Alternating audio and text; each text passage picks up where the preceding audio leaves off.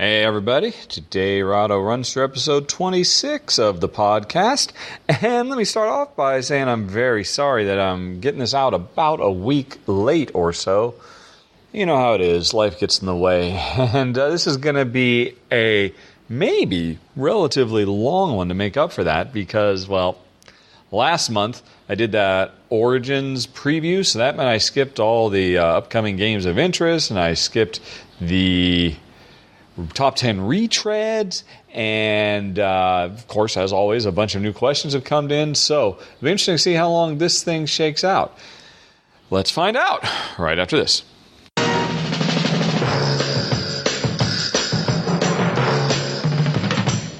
Okie doke. Well, seeing as how it's been 2 months, as you might expect, there's about twice as many games as normal. So let's just go!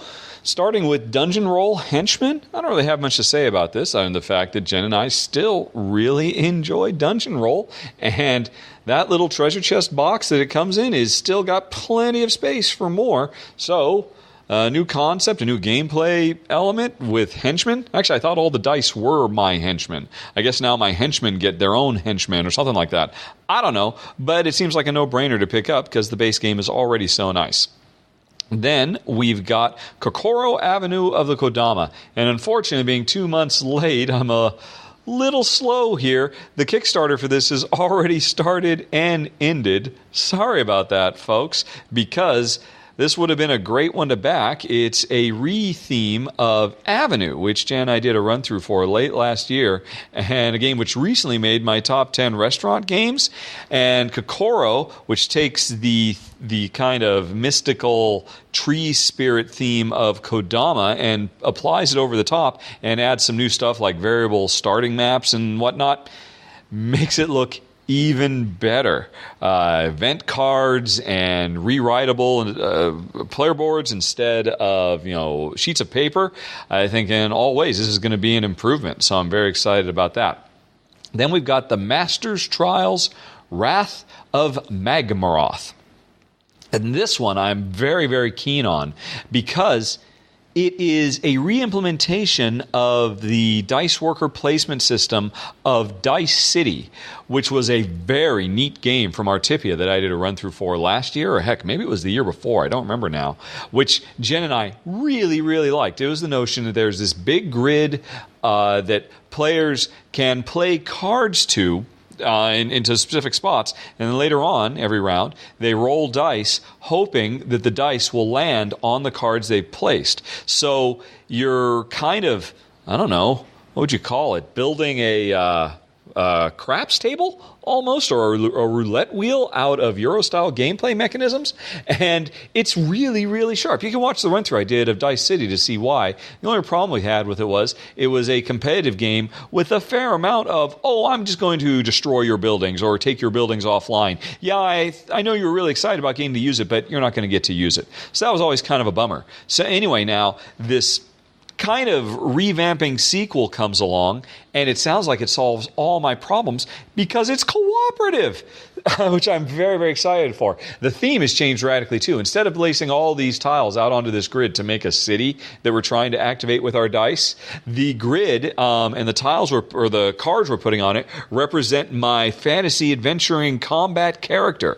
And I'm trying to get him to do various attacks and whatnot to have me work cooperatively with my teammates. So I'm still rolling dice, still using the big grid, still building it over time. It's really, the core gameplay here was so cool. And now that it is going to be cooperative, I cannot wait for Master's Trials Wrath of Magmaroth. Magmaroth, yes. Okay, then we've got Valerian, the Alpha Missions. And this is actually going to be a movie tie-in with what looks like is probably going to be the most visually stunning big blockbuster Hollywood epic of the summer. I mean, if you've seen trailers for the movie, it's just gobsmackingly gorgeous and kind of a breath of fresh air because it's not, a repeat or a reboot. It's something new, something different. So hooray for that. I support it. And hooray for a well-timed board game adaptation coming out at the same time. So, I think it's just really awesome that board games have kind of gotten to the point where it's just not a foregone conclusion that a movie tie-in is going to be just a piece of garbage. And the reason I'm interested in this, the reason this thing pushed onto the list, is because it is from the designer of, what was it called? Fantasy? Hordes and Heroes, which I thought was a really, really cool game. What was it? Ryan Miller was the designer of it. And we really liked that. It was a great dice rolling engine building game, and while there were a few things that just didn't really sit well with us, on the whole I thought it was a very, very strong first design from Ryan, and now he's following it up with a game that will likely get a very, very nice lavish production, because they probably spared no expense because it's a tie into this movie. And if Ryan continues to be a sharp up and coming designer, I am definitely interested in checking out Valeria Alpha Missions. Then we go on to Riverboat.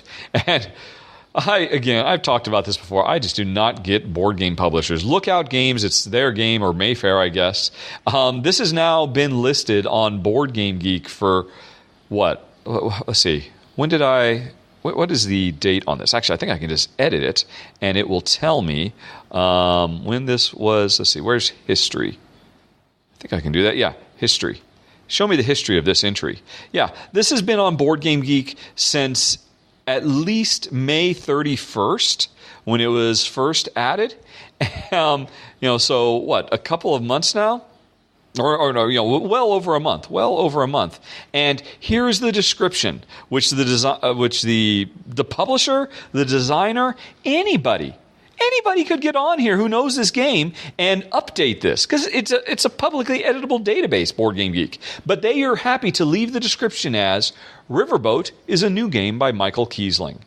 And that's it. That's all you need to know. That's the whole description.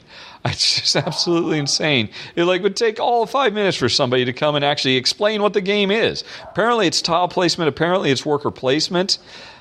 But who knows? I mean, all I know is it's from Michael Kiesling. Quite frankly, that's good enough for me. Art from Clemens Franz, his art always makes me happy. So I expect this is going to be something I want to be picking up at S, and I assume it's going to be something I like. But you just gotta give a rueful laugh when you see this has been sitting here for a month, and the publishers just can't even be bothered to tell anybody what their game is about. Board games, board game industry. So silly. Anyway, let's move on to Pulsar 2849 from Czech Games Edition.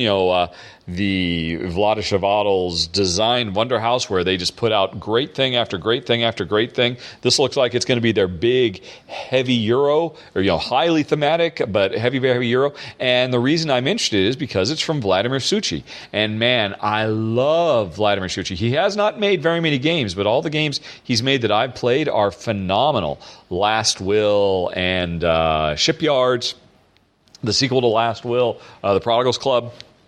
So this is Vladimir's next big game, and from the sound of it, it looks like it's a big, epic space exploration 3X style game. So with dice drafting at the core, which is my favorite gameplay mechanism of all time. So it sounds like it should be awesome.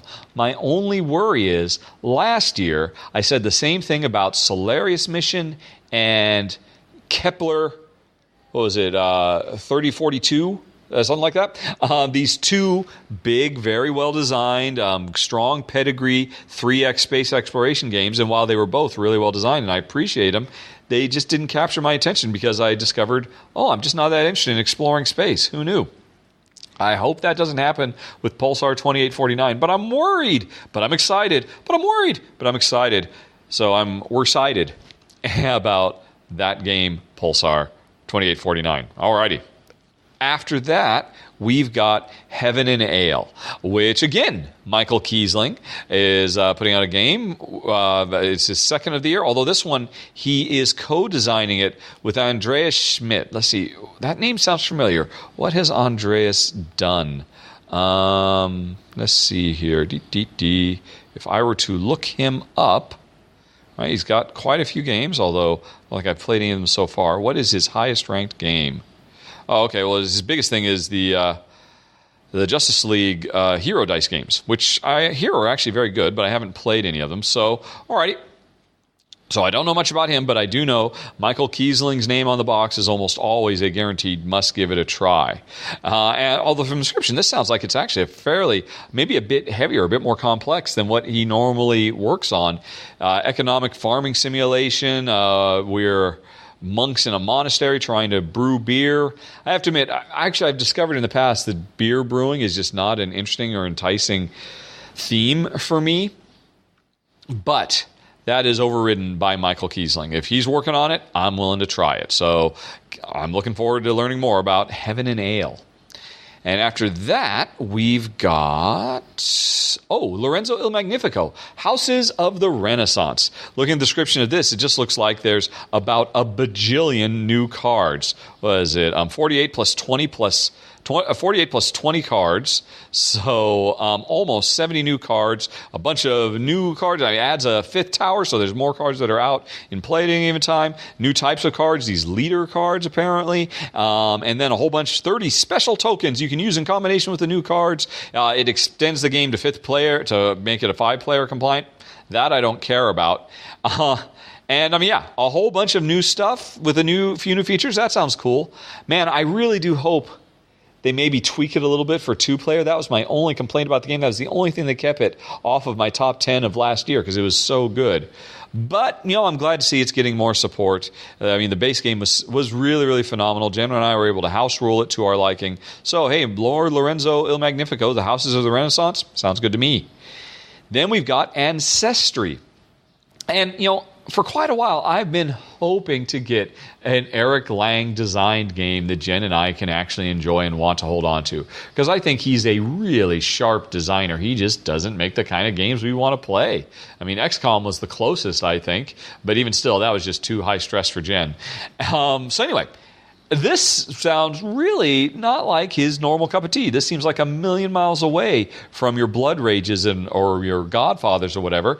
This is a card drafting game, kind of maybe a lighter sort of Sushi Go-ish type thing, where the cards you're drafting to get, you lay out on the table in front of you to develop a family tree. I love that idea. That sounds very, very interesting to me to try. And so, fingers crossed, this is finally the Eric Lang game that we fall in love with. Because I love that man. He's a great, great guy. He's a super smart designer.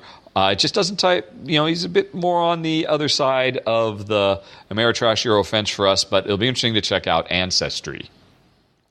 Spelled Tree at the end, because it's very clever. Alrighty. After that, what have we got here? We have got, this is an interesting one. Tiny Epic Defenders, The Dark War. And this is interesting.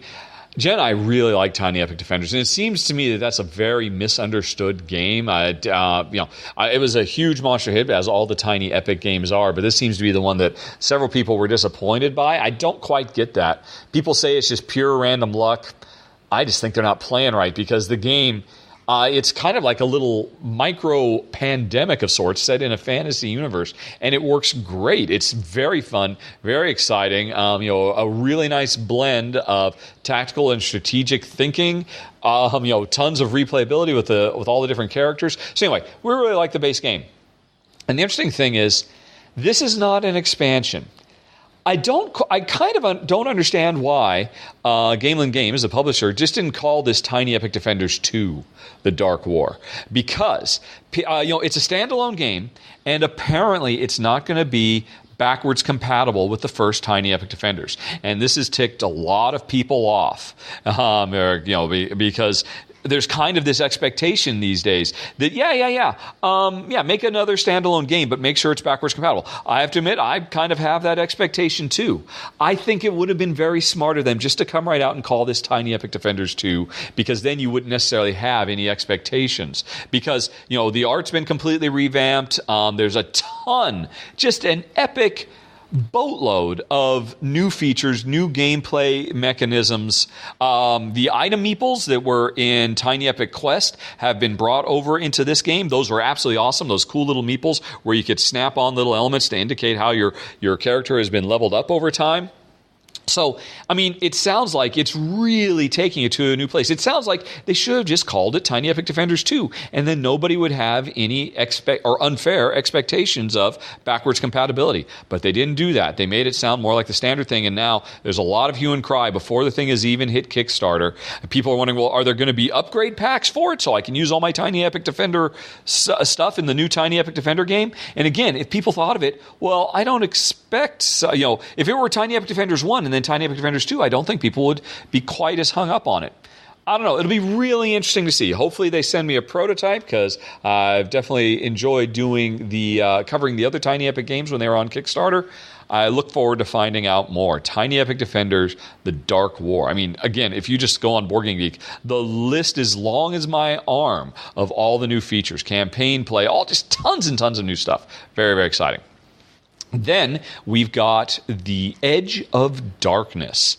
This sounds really, really cool. From designer Don D. Clare and AEG, Alderac Entertainment Games.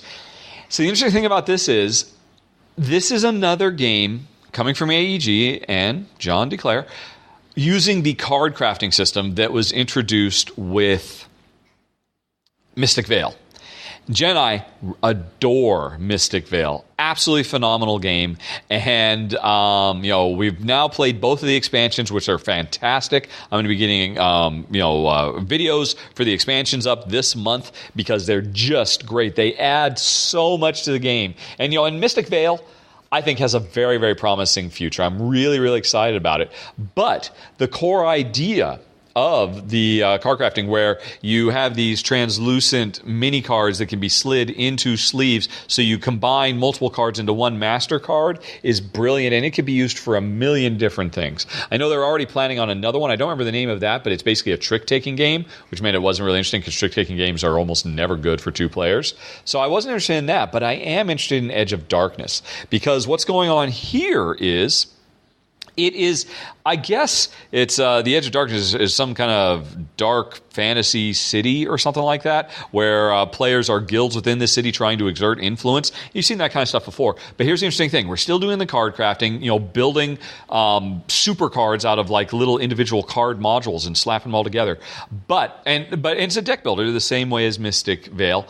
But there is one communal deck that everybody is building cards and putting in. And so what can end up happening is, on a given turn, I might draw one of these cards that on my turn that has, stuff I've put in there, but stuff you've put in there as well. And that means both your cards and my cards, or your mini cards and my mini cards, activate at the same time.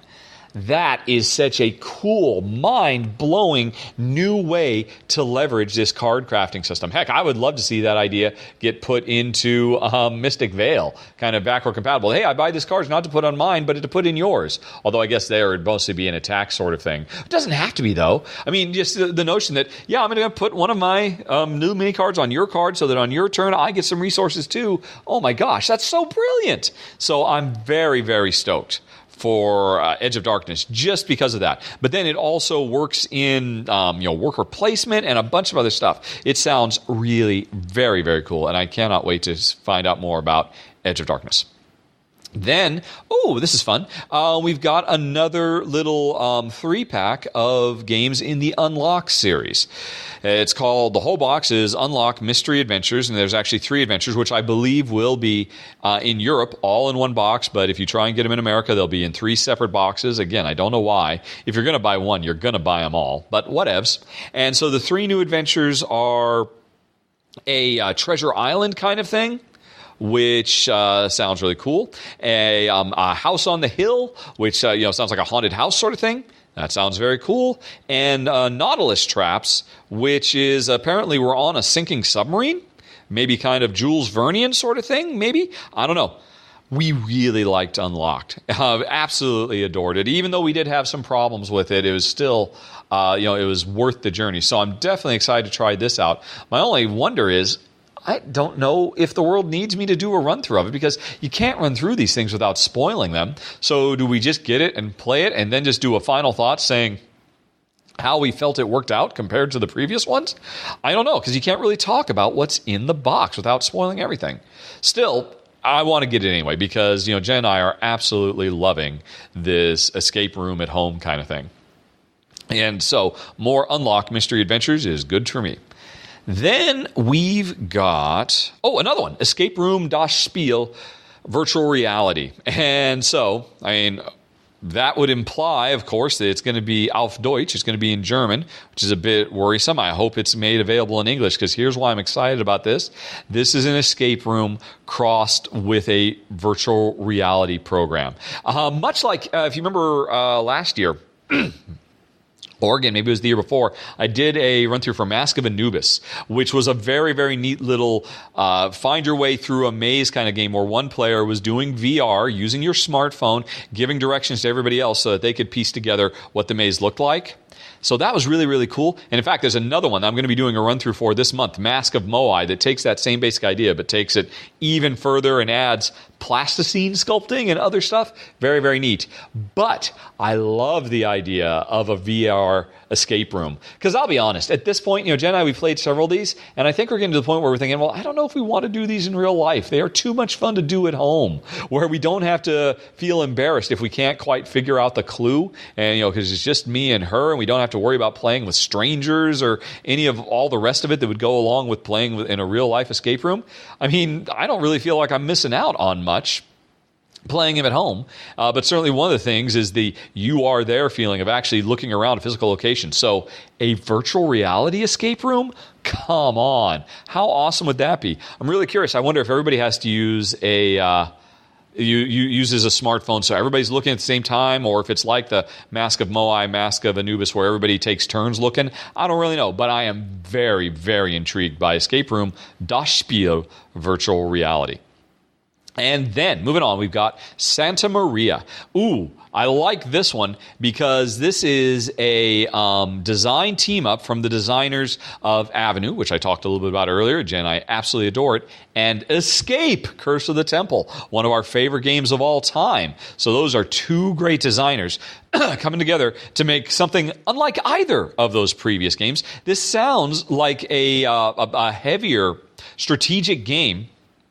I'm looking at the box cover right now, which looks absolutely lovely, very colorful, bright, and evocative. But from the description, it's an interesting. You use dice to select whatever action you're going to do as you're developing, the colony of Santa Maria. Fair enough. But apparently, there's a grid of actions, and the dice you choose lets you pick a row or column, and you will do all the actions of that row or column, and then that row or column will be cut off.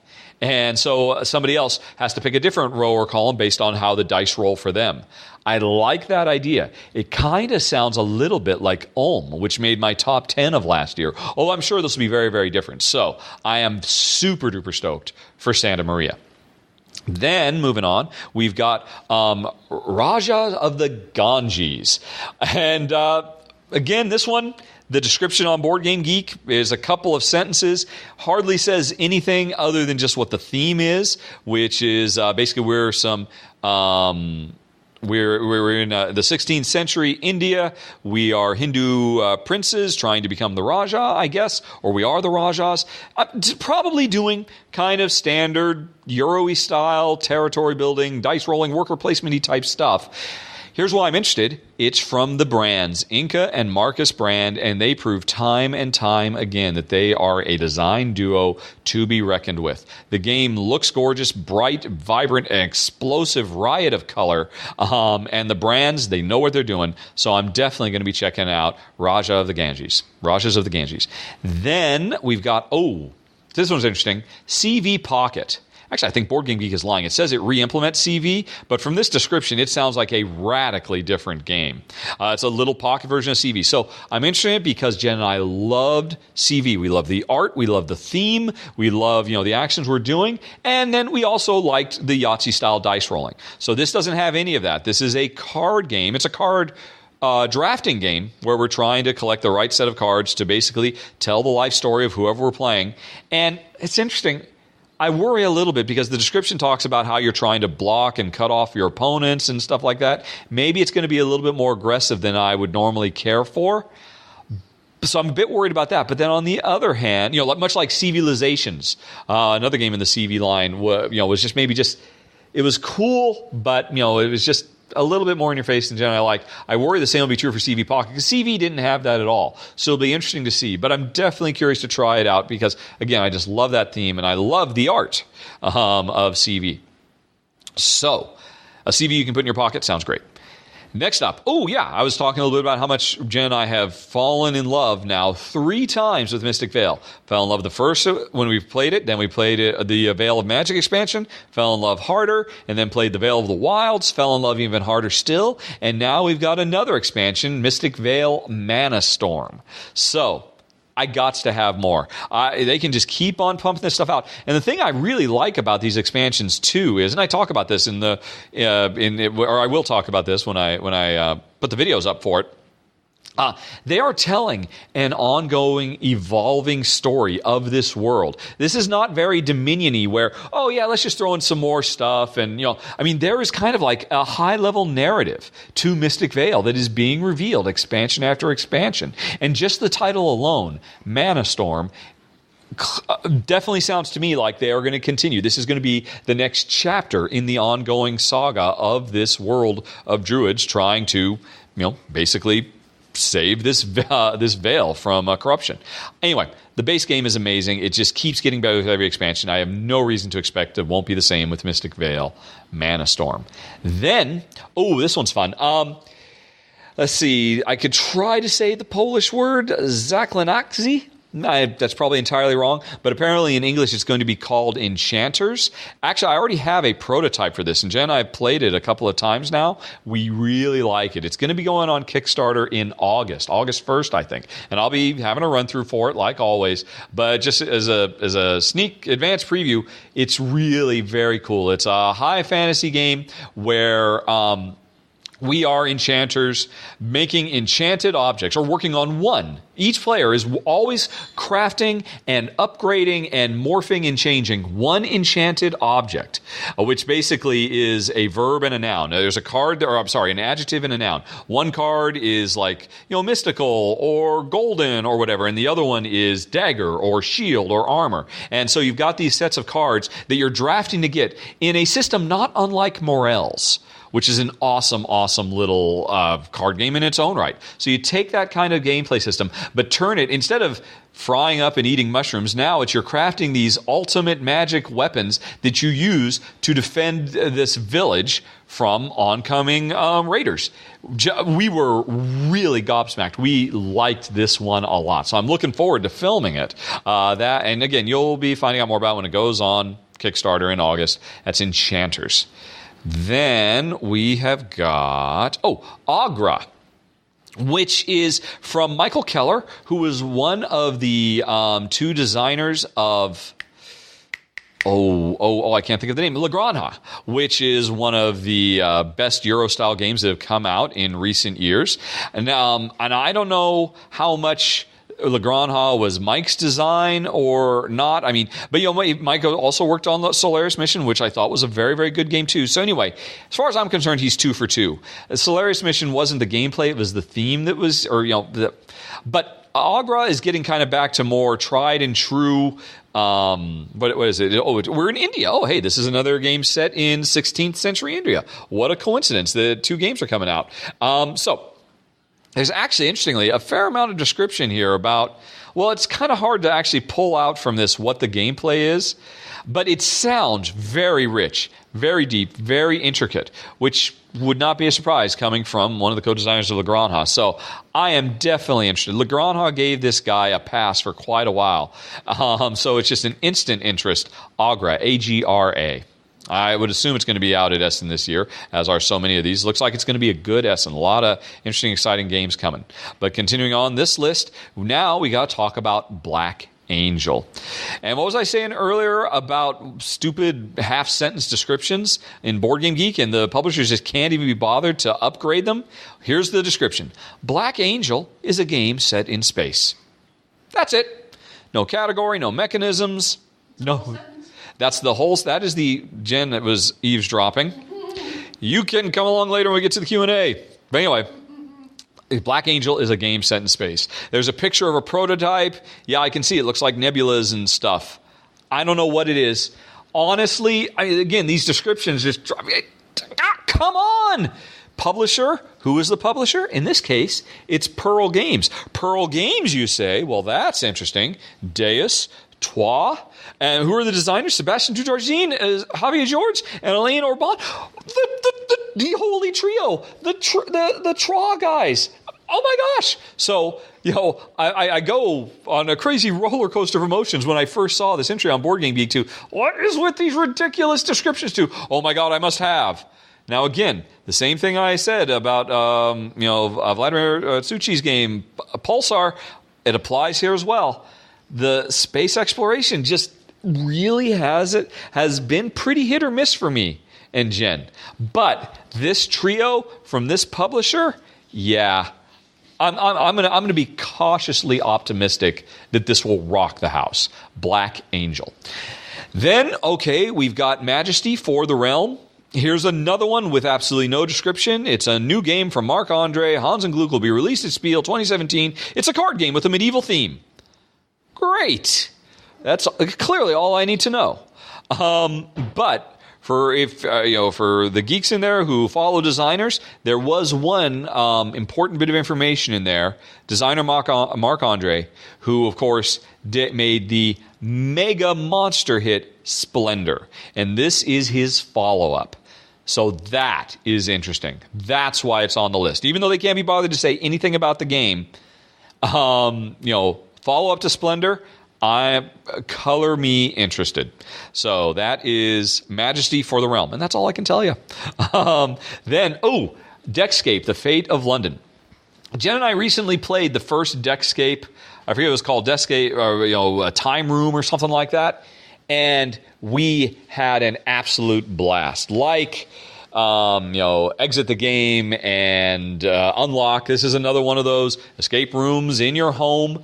And this one could really be called Escape Room in Your Pocket because it's the smallest, most compact of all the ones we've played. And interestingly, like Unlock, there's no destruction element to it whatsoever. After you're done with it, and you paid almost nothing for this game, it makes a great gift to give away. But here's the thing.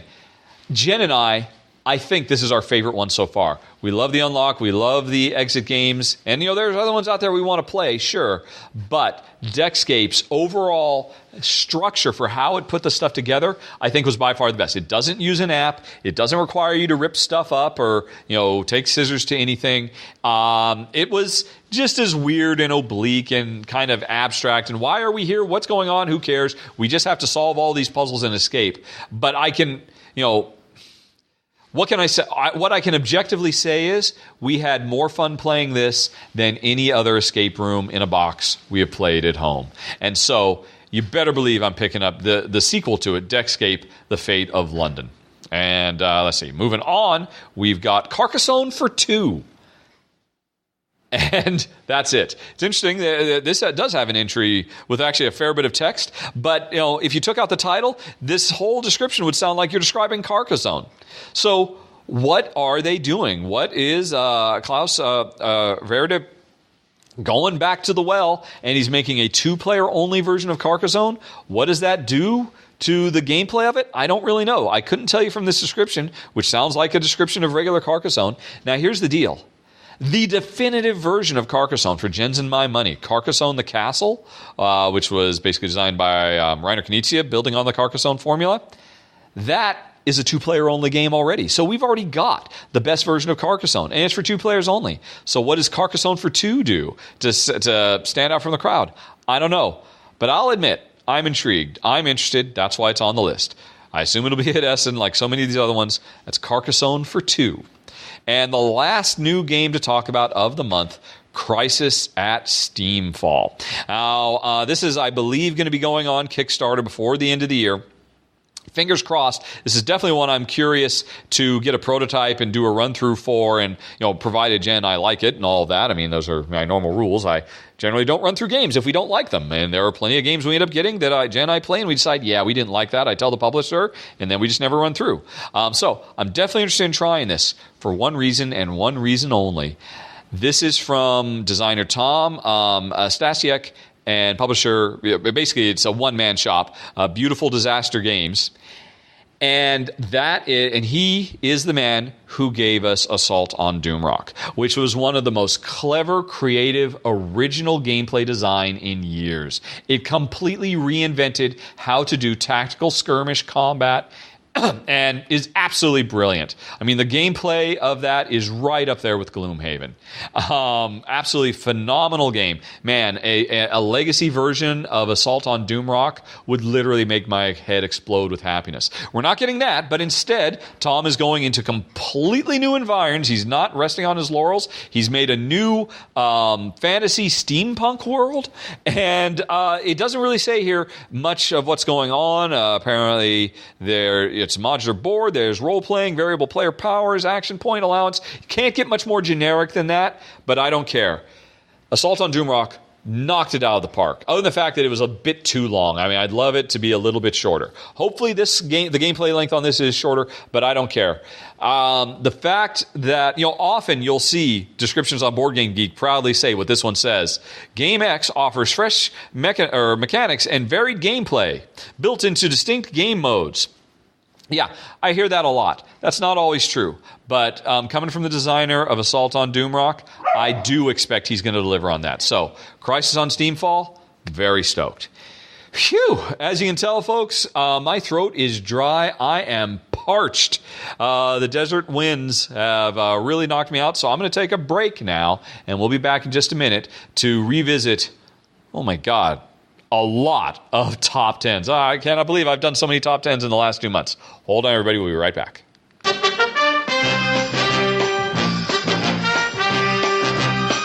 Okie dokie. 6 top 10 topics. That just does not compute. But I'm going to do my best, SC. And like always, I think the most interesting thing to do would be to look through what comments people have made and comment on the comments, see if maybe I missed something or maybe there's some fundamental misunderstanding. Looking at my own notes that I had, I mean, there were a bunch more games I considered putting on the elegance, but ultimately didn't make it for one reason or another.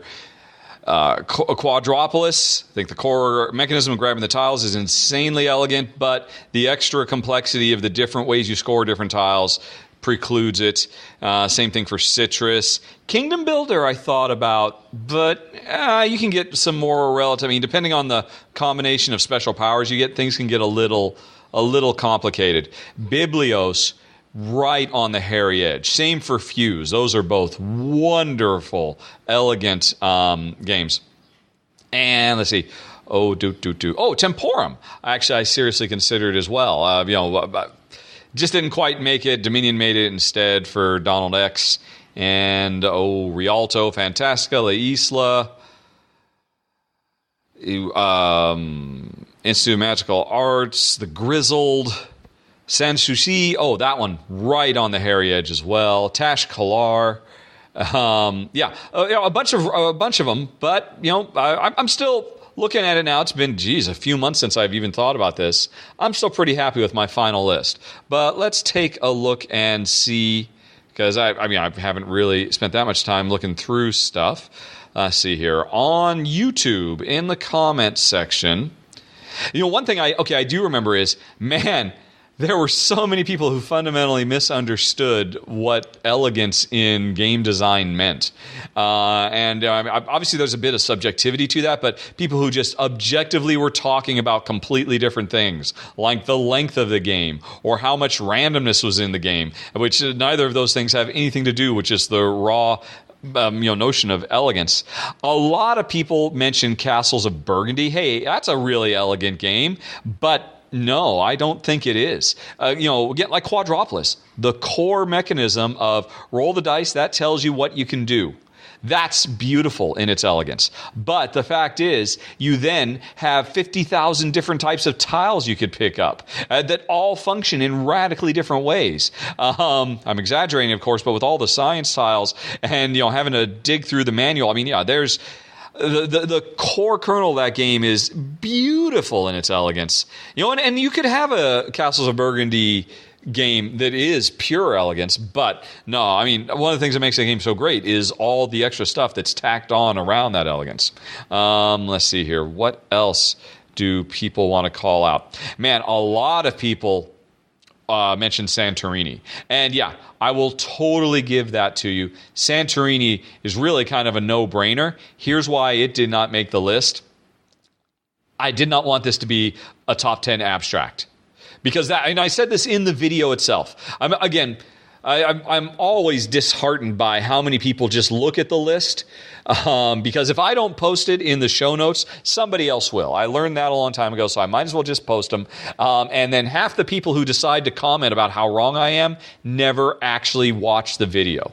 So to everybody who said, what is up? Why isn't Santorini on the list? As I said in the video, I did not want this to be an abstract. I mean, yeah, of course, you could say 1.5 million. Let's put Go on the list. I mean, but no, I wanted games that actually had theme, and so that was really important. And Santorini, I mean, it almost feels like it has a theme, but no, don't kid yourself. It's a pure abstract. Let's see, Tokaido, some people mentioned.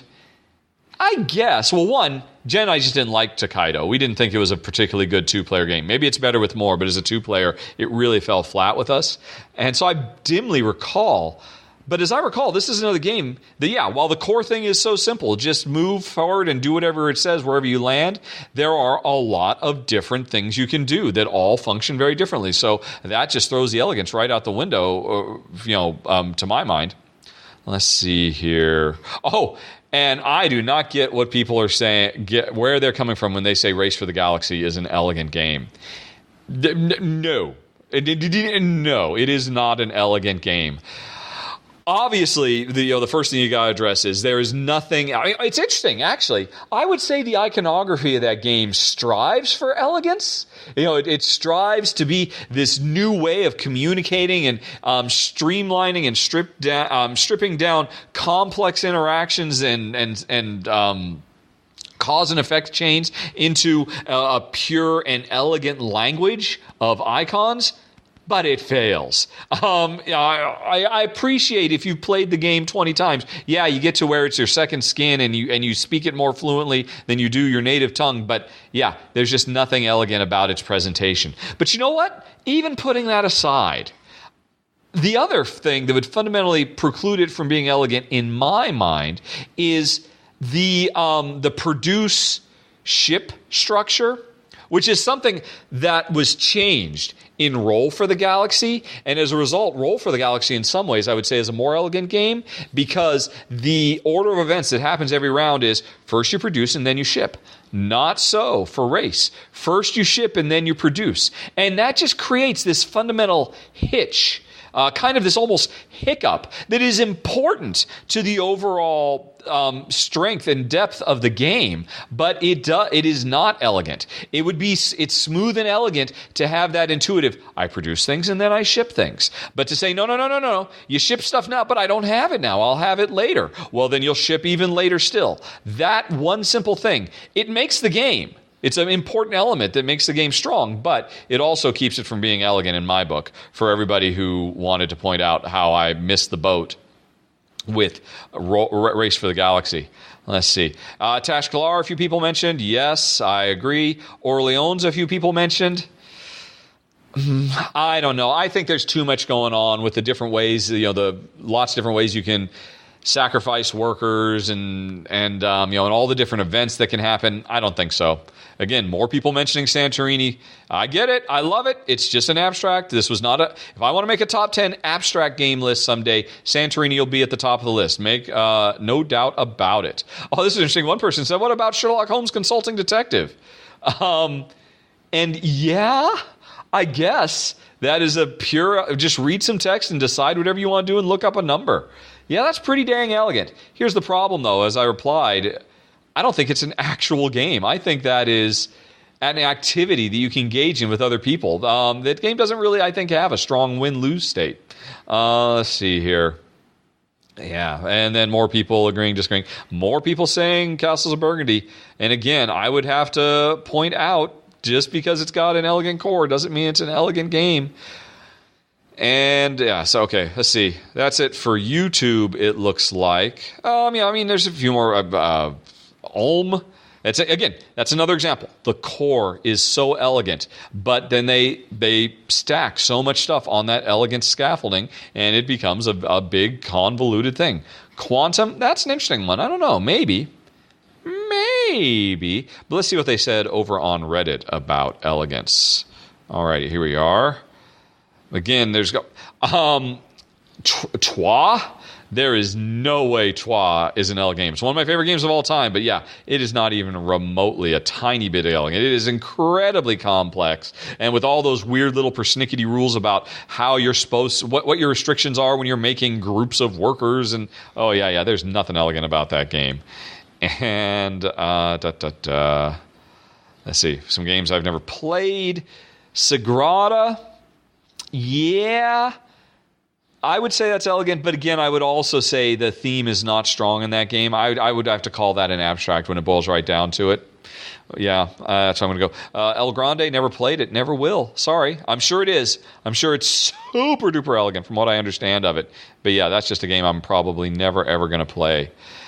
Wow, here's a big thread of people arguing back and forth about Zolkin, but no, that's another game where, again, yes, the core is elegant. That's just put a worker, let them ride the gear. When they get off, do whatever it says. That's beautiful. But there is so much stuff wrapped around that. I feel like I'm just, I'm just going to keep repeating myself as people keep mentioning more things that they think are elegant. But no, just because one part of it's elegant doesn't mean the whole thing is elegant. Right, so I think that's it for that. Right, so what was next? What was the next top 10? Scrolling back up. Right, we're done with elegant. We're done with elegance. Let's talk about... AI. Yeah. I don't know, man, do I have anything more to say? Was there anything I left off that list? That was a very long list to make, and I think I barely just fleshed it out. I don't know if I'm going to have much more to add. Let's go on ahead and scroll. Nope. I got nothing more. That list stands on its own. Probably forgetting a few things here and there, but let's see if anybody else came up with something that I agree is like, head slapper. Yeah, how could I totally miss that? Galaxy Defenders AI. Yeah. But I did talk about that. That was one of the types of AI. What did I call it? I called it checklists. Galaxy Defenders is an excellent example of checklists. I think this person's just upset that I didn't actually use it as an example. Fair enough. It's a great example of checklists. I agree. And somebody mentioned Glen Moore's AI. Yeah, that's just roll a die, and the die says what tile gets removed from the game. I'll allow it. That makes sense to me. I like that. I do like that. I like thinking of that little die as an AI. And although actually I'm kind of conflating AI and elegance. That's an incredibly elegant AI, I have to agree. But let's see if anybody else... I don't know if there's going to be much more to add to that. I don't think a lot of people argued with me or shouted about I was missing anything. I mean, heck, half the stuff that was on my AI list was stuff I was inventing or classifications that I was inventing. Ooh, yeah, that's a good one. Tor here mentions Burgle Brothers.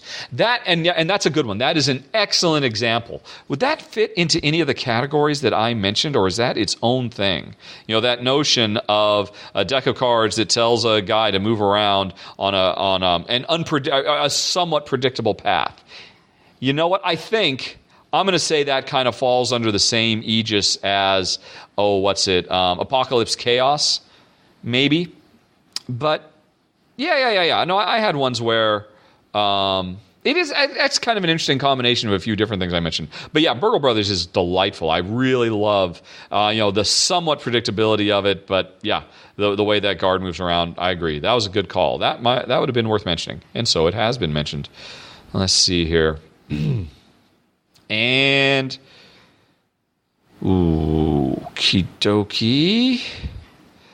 People wondering about why didn't I talk about Anachrony? I don't know. There was no AI when I played the prototype of Anachrony. This was an interesting thing as well. A lot of people, the AI is interesting to a lot of people because obviously that's such a big element of solo gaming. I mean, pretty much any really good solo experience, chances are they've come up with some really well implemented AI for you to play against. And honestly, I mean, that wasn't that interesting to me. And in fact, all the examples I talked about were examples where AI was brought into multiplayer gaming. That's where, I thought, cool, interesting, exciting elements were, because, there's awesome AI, insanely complex AIs or really smooth AIs. There's a million different AIs out there in all the various war games out there. It's just, that I'm not, someday I'll play what do you call them, those games? I can't think of them now. What's it? There's a whole series of them. The Afghanistan and American Revolution and Cuba. They've got an acronym. I can't think of it. Someday I'll play those games, and that doesn't help you folks. I don't even know what I'm talking about. I can't think of it right now because I'm looking at all these other references. Mostly it seems people were really, really happy that I referred to Parks and Recreation. Clearly I should do that more often, more Councilman Jams. But in someday I will play Coin, the Coin series, the Counter Operative Insurgency Network, or whatever that acronym is for. Those must have amazing AI. But that wasn't interesting to me. Just coming up with, a big elaborate flow chart. I talked about that. To me, what's interesting is being able to do that, doing more with less. That's what this AI list was all about. And so, I don't think there's much more to add. Certainly, I don't have anything more in my original notes. Let's see. Then, what is next? There was Elegance, AI. Oh, the Old West. Americana, The Great Frontier, Manifest Destiny. Yeah, that was a neat one. I don't think I probably have much more to add. I think I barely had 10 games worth on that one. But let's look here. Do a search for West. And no, it's West Wing for my top 10 TV shows, in case anybody ever has me do that top 10. But I don't think... Oh, here we go. Let's see. What didn't make... Oh, yeah, no, there were a few. I really like Discoveries, which is basically the dice version of Lewis and Clark, which did make the list. I don't know if I like it top 10. Maybe. But, Well, Jen really didn't like it at all. I liked it. I think... And that does weigh into it. It's not just me. This is mine and Jen's list. Although it's mostly my list. But, I take Jen's needs and peccadillos into account. So, she pretty much kept Discoveries off of the list. Train Heist, very neat. I've only played the prototype, and it is a little pickup and delivery. Oh, Wyatt Earp. I played that once many, many years ago, and I remember liking it. I guess it's a rummy game, and I remember thinking it worked well with 2. But I so dimly recall, I just couldn't, with good conscience, put it on the list. So, because I played it once, gosh, must be 5, 6, 7 years ago. I don't really remember. Maybe not that long ago, but it's too dim. Let's see. Folks on Board Game Geek didn't have much to add, so let's see what folks on YouTube had to say. Alrighty, opening up here. Oh, yeah, a bunch of games I'm never going to play. Gunslinger from Avalon Hill? No, I don't think so. Saloon Tycoon? Yeah, that's an incredibly mean game. Actually, it seems like almost everybody is mentioning games that, there's no way in a million years I'm going to play that, because the whole thing is players just shooting at each other. Which I said, in the first 10 seconds of the video, is just not something that's going to work for me and Jen.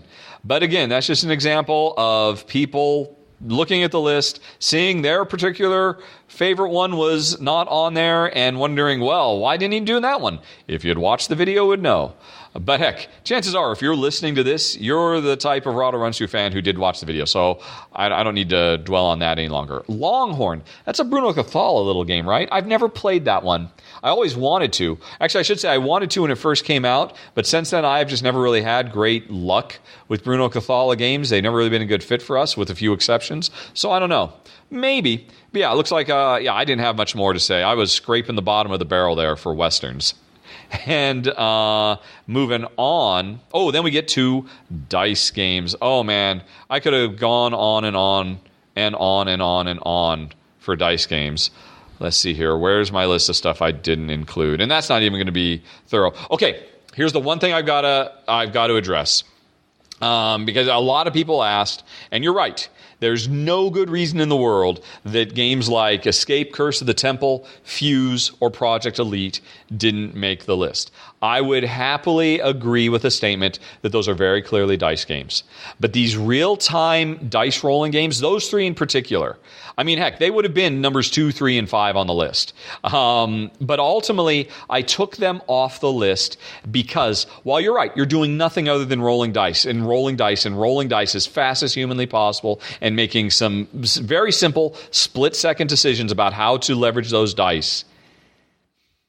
They don't feel like dice game to me.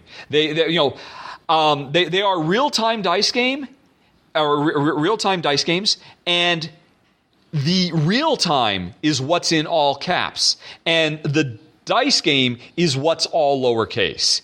Those games are about the real time. They could be just as easily about real time flipping of cards or tiddlywinks or any number of things, and because the game is more about the speed than it is about the dice. Yes, dice are what you're using, but it's the same thing as, there are so many board games. People keep saying, why isn't Castles of Burgundy on the list? Why isn't Troyes on the list? Because you roll dice in those. Just because you're rolling dice doesn't make it a dice game. The game has to be all about those dice. And while it's true, in Fuse, in Project Elite, in Escape, and Escape Zombie City for that matter, it is all about the dice, and I am rolling them. I don't really feel like I'm making decisions about those dice. I guess that's what it really comes down to. I am making decisions that the dice are tangentially involved, but my focus is elsewhere. The same thing is true, obviously, by far, the number one WTF Rahdo was why isn't Castles of Burgundy on this list? It is in my top 10 games of all time. It's my number one Feld of all time. It's a dice game. Why didn't I list it? It's not a dice game. I'm here to say it once again. It is a board game that features dice.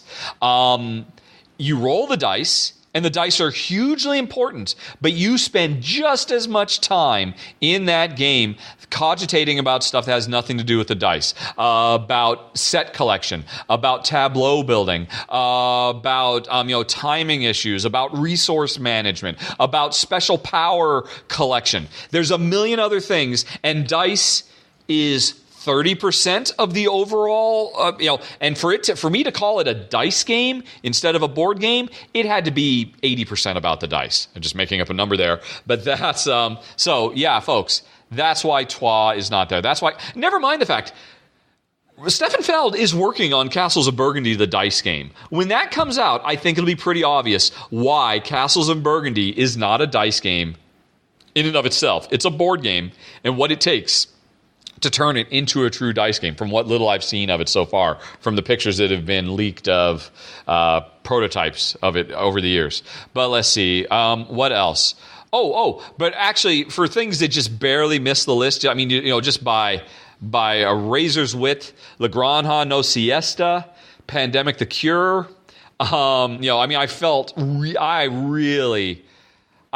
Those both get huge honorable mentions. And there's a few others beside. There's a bunch of them, but I felt so bad. Those are so good. They should be in the 10. They should be. They should all be tied for 10th place, but they didn't quite. Actually, I take that back. I definitely think that for La Granja No Siesta. Not really for Pandemic the Cure. I like Pandemic the Cure a lot, but the decisions, I love the push your luck. I think it's a great push your luck game. But I don't know. It comes back to the fact that one of the key crucial elements that makes Pandemic so brilliant is the notion that after a few rounds, you have to take all the drawn infection cards, shuffle them up, and put them back on the deck. So now you have imperfect knowledge about what's coming. It just breaks my heart that Pandemic the Cure doesn't do that. Pandemic the Cure does an interesting thing where when you're rolling the infection dice, when you pull the infection dice out of the bag, you can see, Africa's in trouble. Because that there's a higher likelihood it's going to get hit. But by then, it's too late. What I think would make Pandemic, doing this list made me think a lot about Pandemic the Cure and why didn't it make my 10? What is short? What's it missing? Here's what that game should be. I think this would make the game 10,000 times better. At the beginning of a round, draw from the cup or the bag or whatever you're using all the dice that are going to get rolled at the end of the round, but don't roll them. So players can see Well, I don't know for a fact Africa is going to get hit or South America is going to get hit or whatever. But there's a very good chance that that's going to get hit. Now, I will start playing my turn with that in mind. Now, don't get me wrong. That would make the game a lot easier. So you'd have to do stuff to counteract that to make it hard again. But, oh my God, that game would catapult from 7 into 8'sville. Probably high 8'sville. Probably would make it near the top of my top 10 dice games if it had done that, because then it would be really much more true to its big brother Pandemic. And honestly, I don't know why they didn't do that. I think that would make the game... Now, I do know one thing. That would make the game so much more thinky and so much deeper and so much more crunchy and grindy. Again, if you increase the difficulty to offset the fact that you've made the game easier by having that kind of advanced knowledge. But wow, that would be amazing. Sorry, that's just totally as a side. I've gotten away from dice. That's just my little... house variant that, Pandemic the Cure demands. See, I know there was one that a lot of people mentioned. And I have to admit, I was thinking that it might make it Elder Sign. So, now, I played Elder Sign years ago. Jen and I played it a long time ago. We thought, this is nice, but really not a keeper. Just, it's a neat little game, neat little low 7. And forever, people have been telling me Gates of Arkham is what completes the game. It's what you need to truly have it be everything it should be. And so, for quite a while, I've been meaning to go. And I've just been waiting for the voters, please choose this. So, because the games I play are based on what the voters ask me to play. When it goes right down to it. But just month after month after month. But then they chose top 10 dice games. So I realized, well, I gotta play it now. Even if I never end up filming this at all, because the voters never asked for it, I gotta play this thing to find out if it makes the list. And I gotta say, wow. Wowie, wow, wow, wow. I am amazed. Gates of Arkham is a poster child for just how transformative, in a good way, an expansion can be. It's so... I'm not going to say fixes, because there's nothing wrong with Elder Sign. But man, it improves it by a factor of a bajillion. Elder Sign becomes a phenomenal dice game.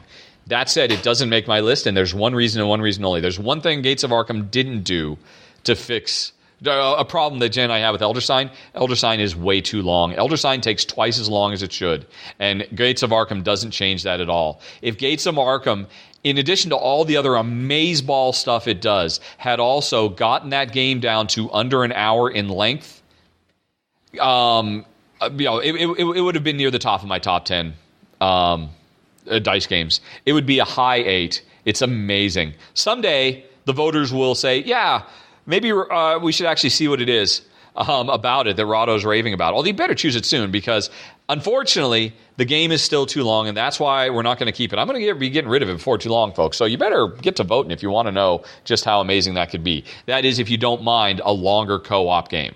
Anyway, so those were a few that didn't quite make the cut for me. Is there anything else on the list if I were to look through other posts, the other ones people have talked about? Now, this one's has been up more recently, so there hasn't been that much time. Heck, maybe I should even be waiting. But here's the thing. I know I'm not going to cover this next month, and 2 months from now, I won't remember any of it. So let's just see. Yep, people asking about Legrand Hano says, oh, wow, this came out of nowhere. I totally forgot about this. Too Many Bones. People would just not leave me alone about Too Many Bones. And I get it. That game does look phenomenal. It looks absolutely gorgeous. Oh, by the way, I'll come back to that in a second, but that just reminds me. Lord of the Rings, the dice building game, man, I really want to go back and try that game again. I played it with the original rules. It was a semi-cooperative game. I thought it was brilliant. I thought it did so many things so well. It was just a shame Jen was not willing to engage in the semi-cooperative. Sometimes you got to work together. Sometimes you got to be selfish vibe. Now, my understanding is when they re-released the rules, they introduced full cooperative gameplay for it. And man, I bet that game is amazeballs now. I really, really, really want to try it someday. But we'll see if I ever get a chance to go back, because I don't have it anymore, because Jen would just not play it semi-cooperatively. She just wouldn't get into the spirit of accepting that sometimes the ring corrupts just a little bit. But anyway, I'm sorry. Back to Too Many Bones. That just popped in my head because Too Many Bones has this amazing dice what do you call it, dice rack. The insert in the box is just a gobsmacking. The game is gorgeous in the way it's all packaged and put together, and the dice are lovely and all that. And the same thing was true of Lord of the Rings, the dice building game. So that just reminded me of that. But anyway, so back to Too Many Bones. Here's the thing. The publisher of Too Many Bones contacted me and said, hey, would you like to try it? And I said no.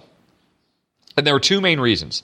And one of them is, as cool as it is, and I love a lot of the stuff that's there, with the dice manipulation, and when you roll them, you can do different things with them and stuff like that.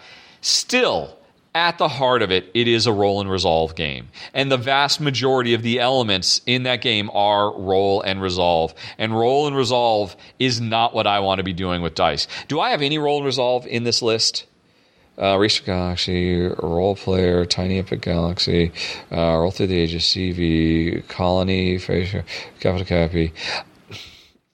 I guess Capo de Capi is kind of roll and resolve. No, it's not. Every single one of the games that made my list, none of them are roll to resolve. What do I mean by that? I mean a game where you set up, you have a task you have to complete, a monster to beat, a door to open, whatever it might be. Doesn't matter about the theme. You have to do something.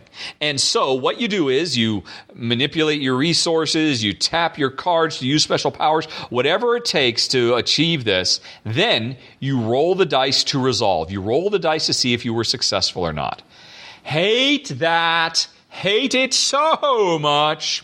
It has to be a really special game. And there are some games out there that do that I love. I'll freely admit that. 9 times out of 10, I love them in spite of the fact they're roll to resolve, not because they're roll to resolve. And so anyway, I say all that because still, while Too Many Bones does a million really gorgeous things, and it's beautiful in its presentation, it's really clever, it's really sharp, it deserves all the attention it gets, it's still a roll to resolve game.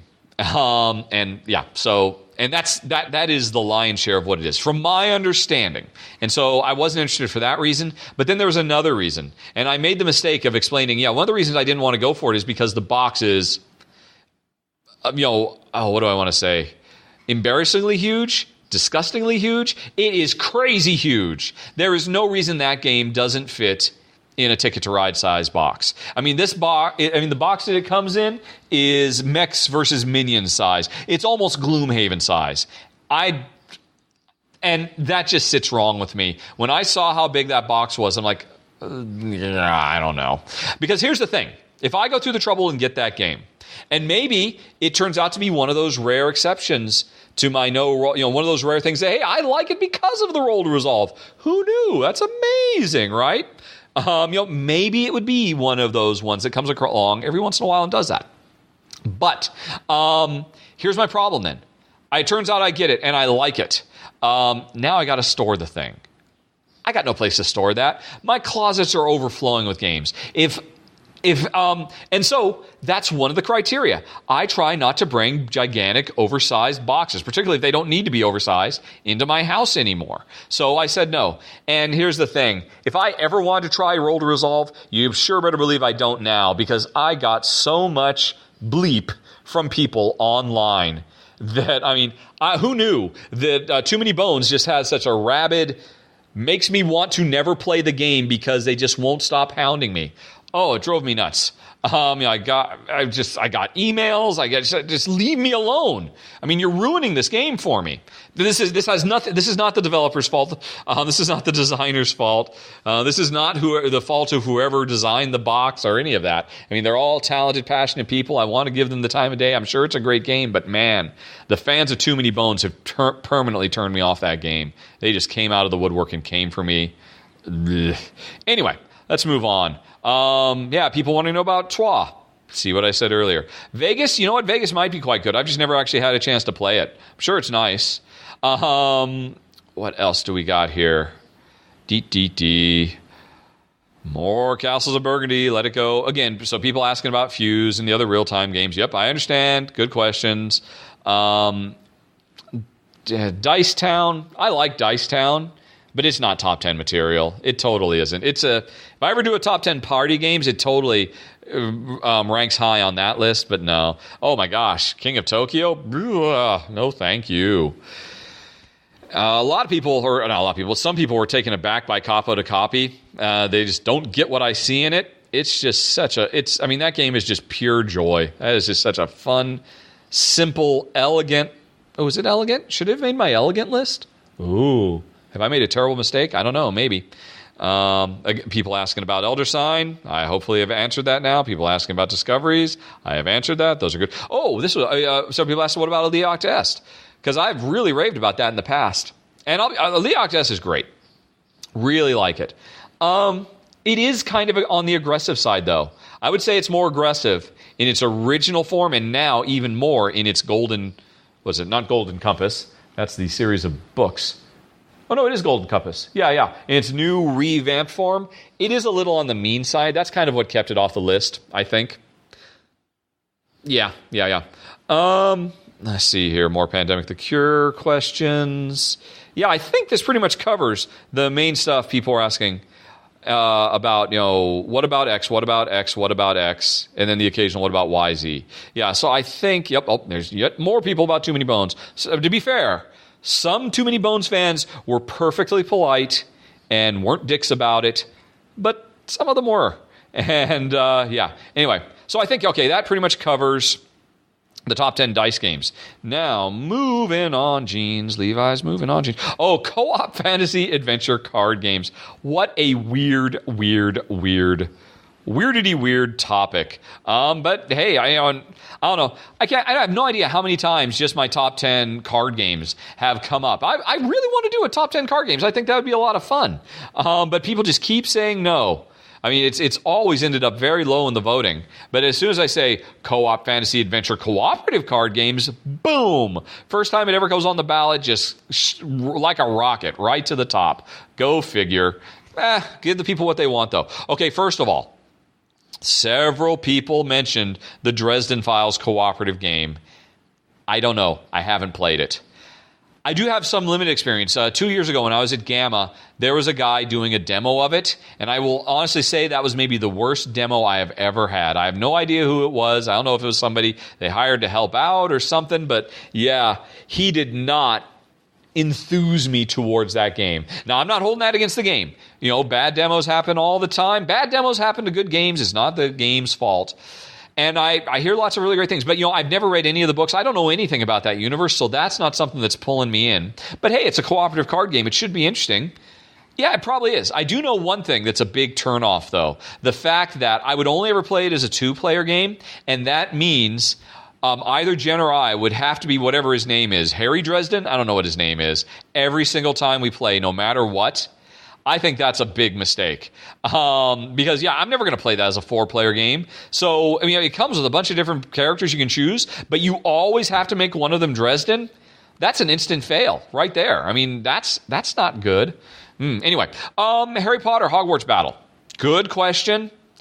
If you want to know the answer, go back and watch my final thoughts because I did say in my final thoughts for that game why we didn't keep it. So if I didn't keep it, of course, it's not going to make my top 10 list. Or instead of that, if you don't want to go and watch the video, go to gone.rahdo.com. I've mentioned this many times in the past. You can find out why I got rid of every game I ever got rid of there, including Harry Potter Hogwarts Battle, which on the whole was a really, really shockingly good game.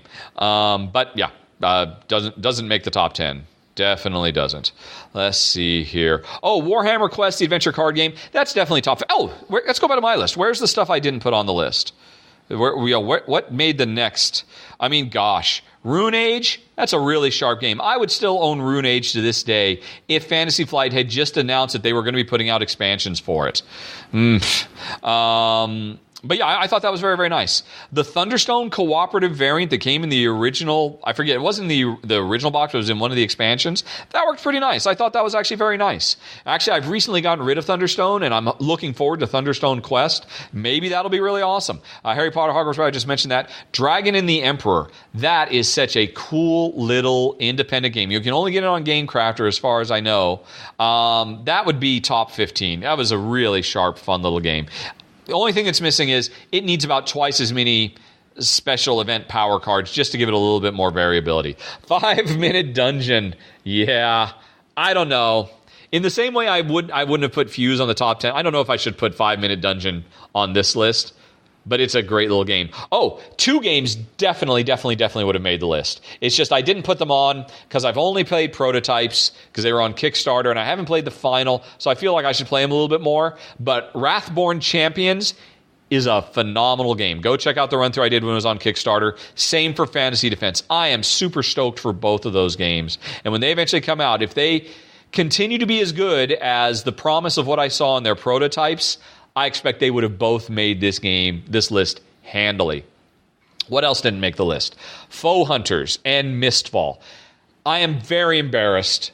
I totally meant to mention both of these games when I was talking about Lord of the Rings, the card game. Because in the video, I talked about how Lord of the Rings, the card game, almost shouldn't have made the list. It really did, just because of how wonderfully it brings the world of J.R.R. Tolkien to life. It brings Middle-earth to life and lets us explore it, because that game is so overburdened with so many little special case persnickety rules and what do you call them? Status, different types of status that all the different characters can have that work differently in different, just so much, too many rules. TMR, too many rules for that game, but it still made the list because, again, the world building of that game is phenomenal. Everything I just said about that is equally true for Mistfall and Foe Hunters. All 3 of those games are brilliant designs. They all do the same kind of thing. They all skin the same cat, but in very different ways, and they all ended up not really should be on my list because they're all too complex for my taste. Too much stuff to keep track of, too close to an Arkham Horror. Not that any of them have that much stuff to keep track of, but, too close to the Ameritrash side with the 1.5 million little persnickety rules. They didn't make the list while Lord of the Rings did because neither of them had Middle-earth behind it. So anyway, but they're both great games. Both very deserving, just a bit too burdensome and heavy.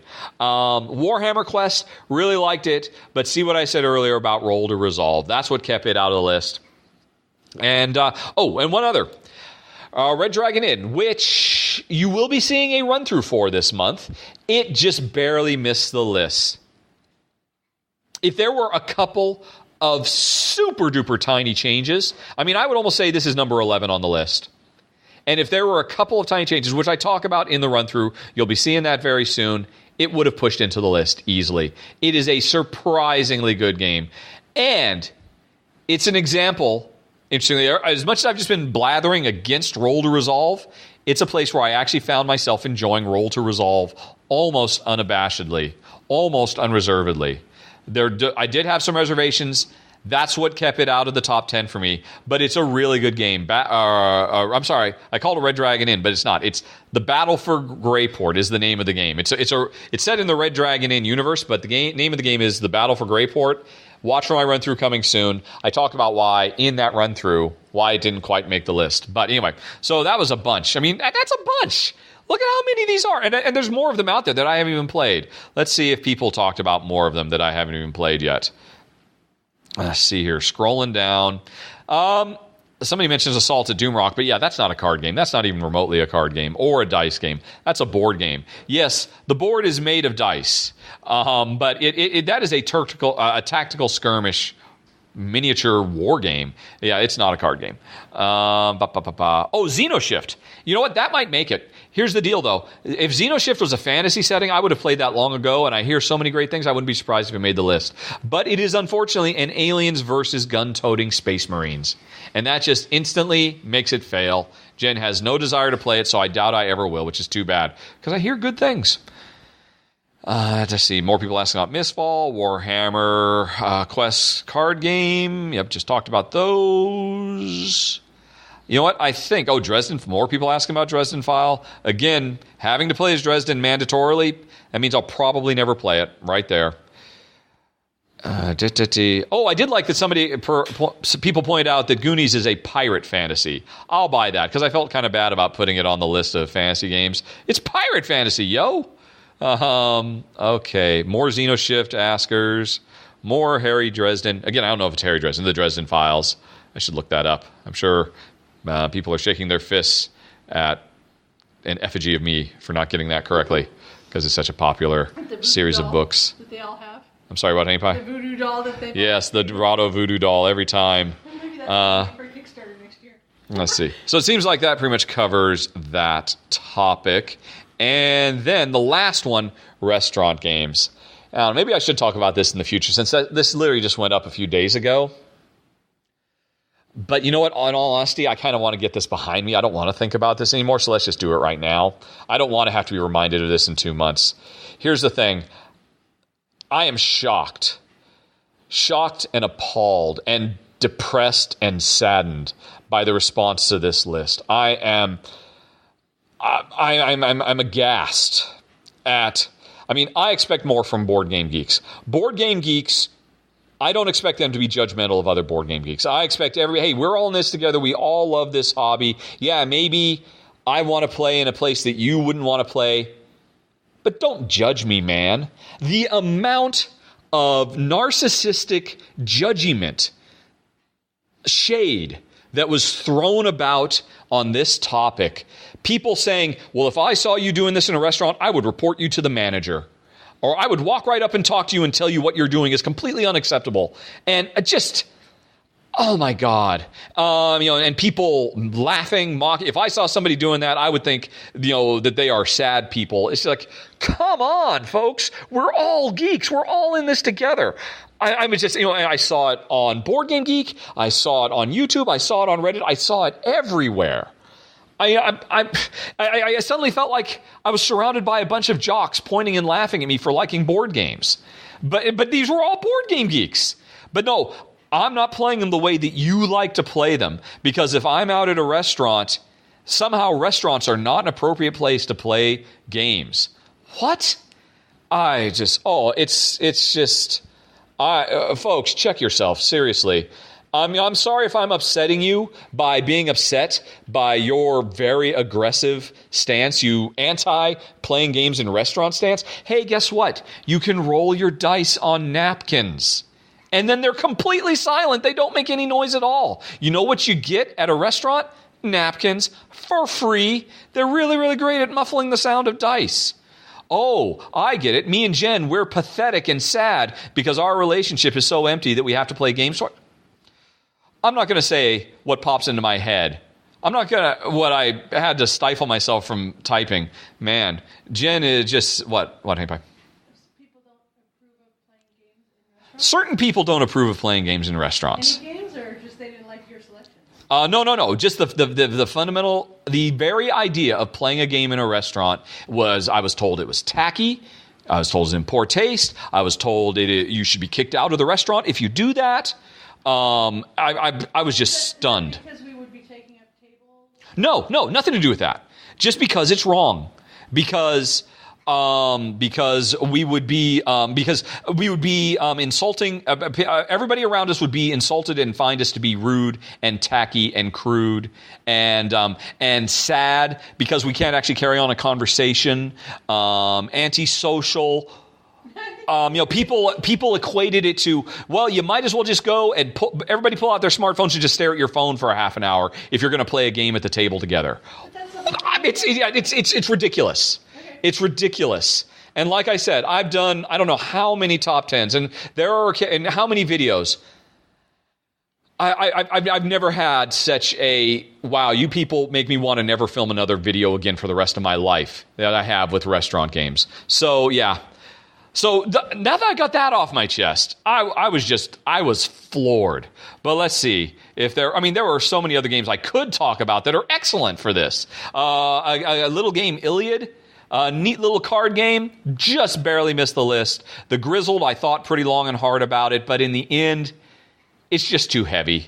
Jen and I, when we get into a thematic game, we get into it, and dinner. It's too heavy for dinner. Dungeon Roll is really great, but too many tiny little pieces. Direnji, too much note-taking.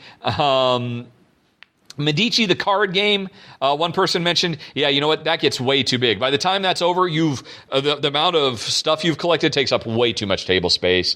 Le Grand Hondo Siesta, that just barely missed the list. Fjords just barely misses the list.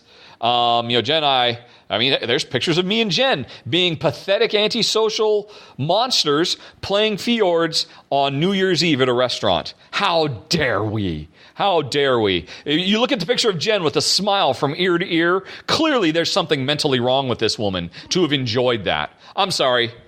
I just because I don't have to do that. I can agree to disagree with these people. Anyway, San Juan, I thought about that. I can't remember why I didn't put it on the list. It's a good contender. Oddball Aeronauts, that's a really good one. But honestly, I would not use Oddball Aeronauts.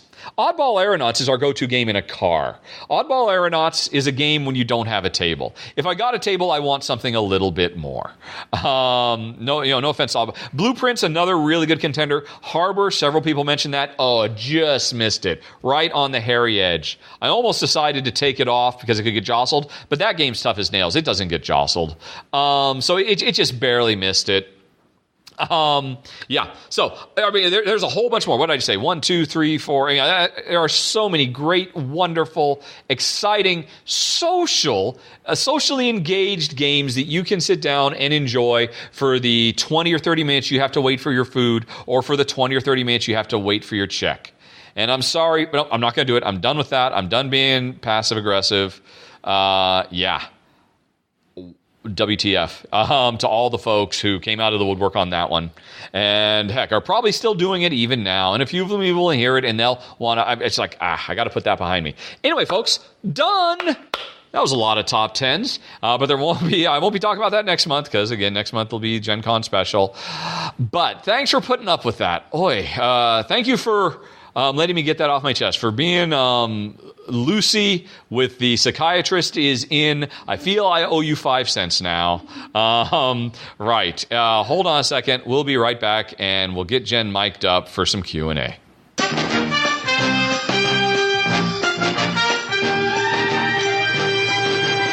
Okay, everybody, welcome back. Jen is here with me now. Hi, honey pie. Hello. Hopefully you folks aren't hearing any of the very loud fan wind noises going on, because it is hot in here. It is summertime, and I've done what I could, but my audio skills are meager at best. But we'll try to muddle through as best we can, starting with game-related questions, as always, and then after we get through them, we'll go into the personal questions for folks who don't care about Jen's and my personal life. I don't blame you. It's not that exciting.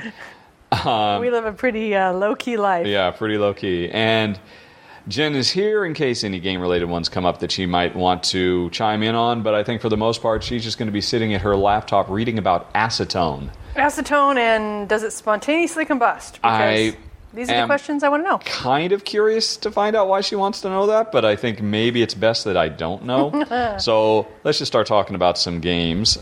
First off, we have a question from Mike. This is actually a follow-up. Mike actually sent in a question last month, and it was the one where there was no actual question. I was reading along and said, there's no question mark here. And it was weird. There's something about the email that the second half of his question just disappeared. It was not there at all. And then he forwarded it to me again, and now the second half is here. So, Mike, I will now finish what we started last month. Let's see, I got to scroll down to it. Right.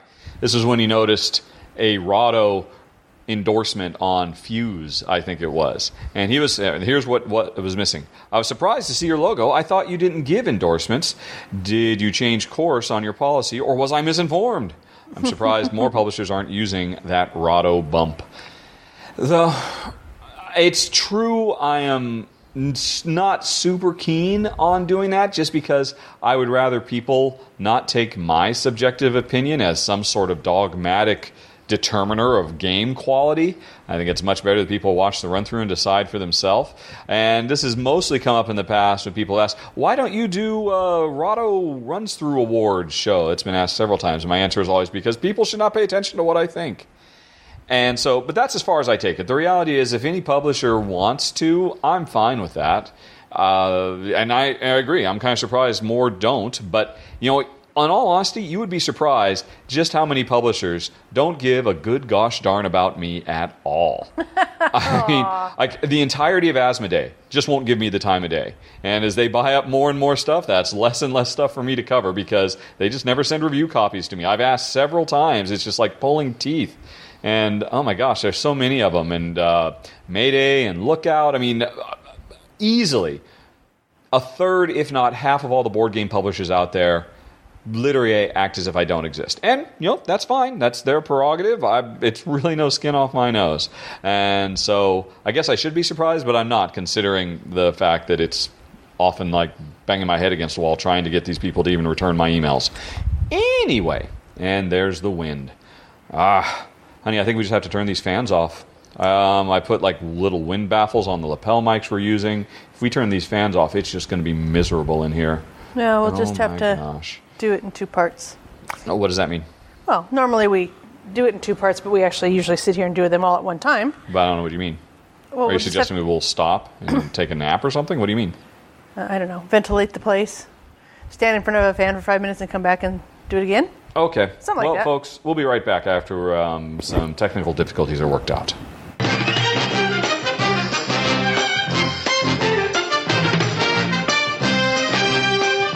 Okie dokie. So let's continue with Mike's other question from last month, which was, am I planning on making any return trips to the U.S. for major conventions this year?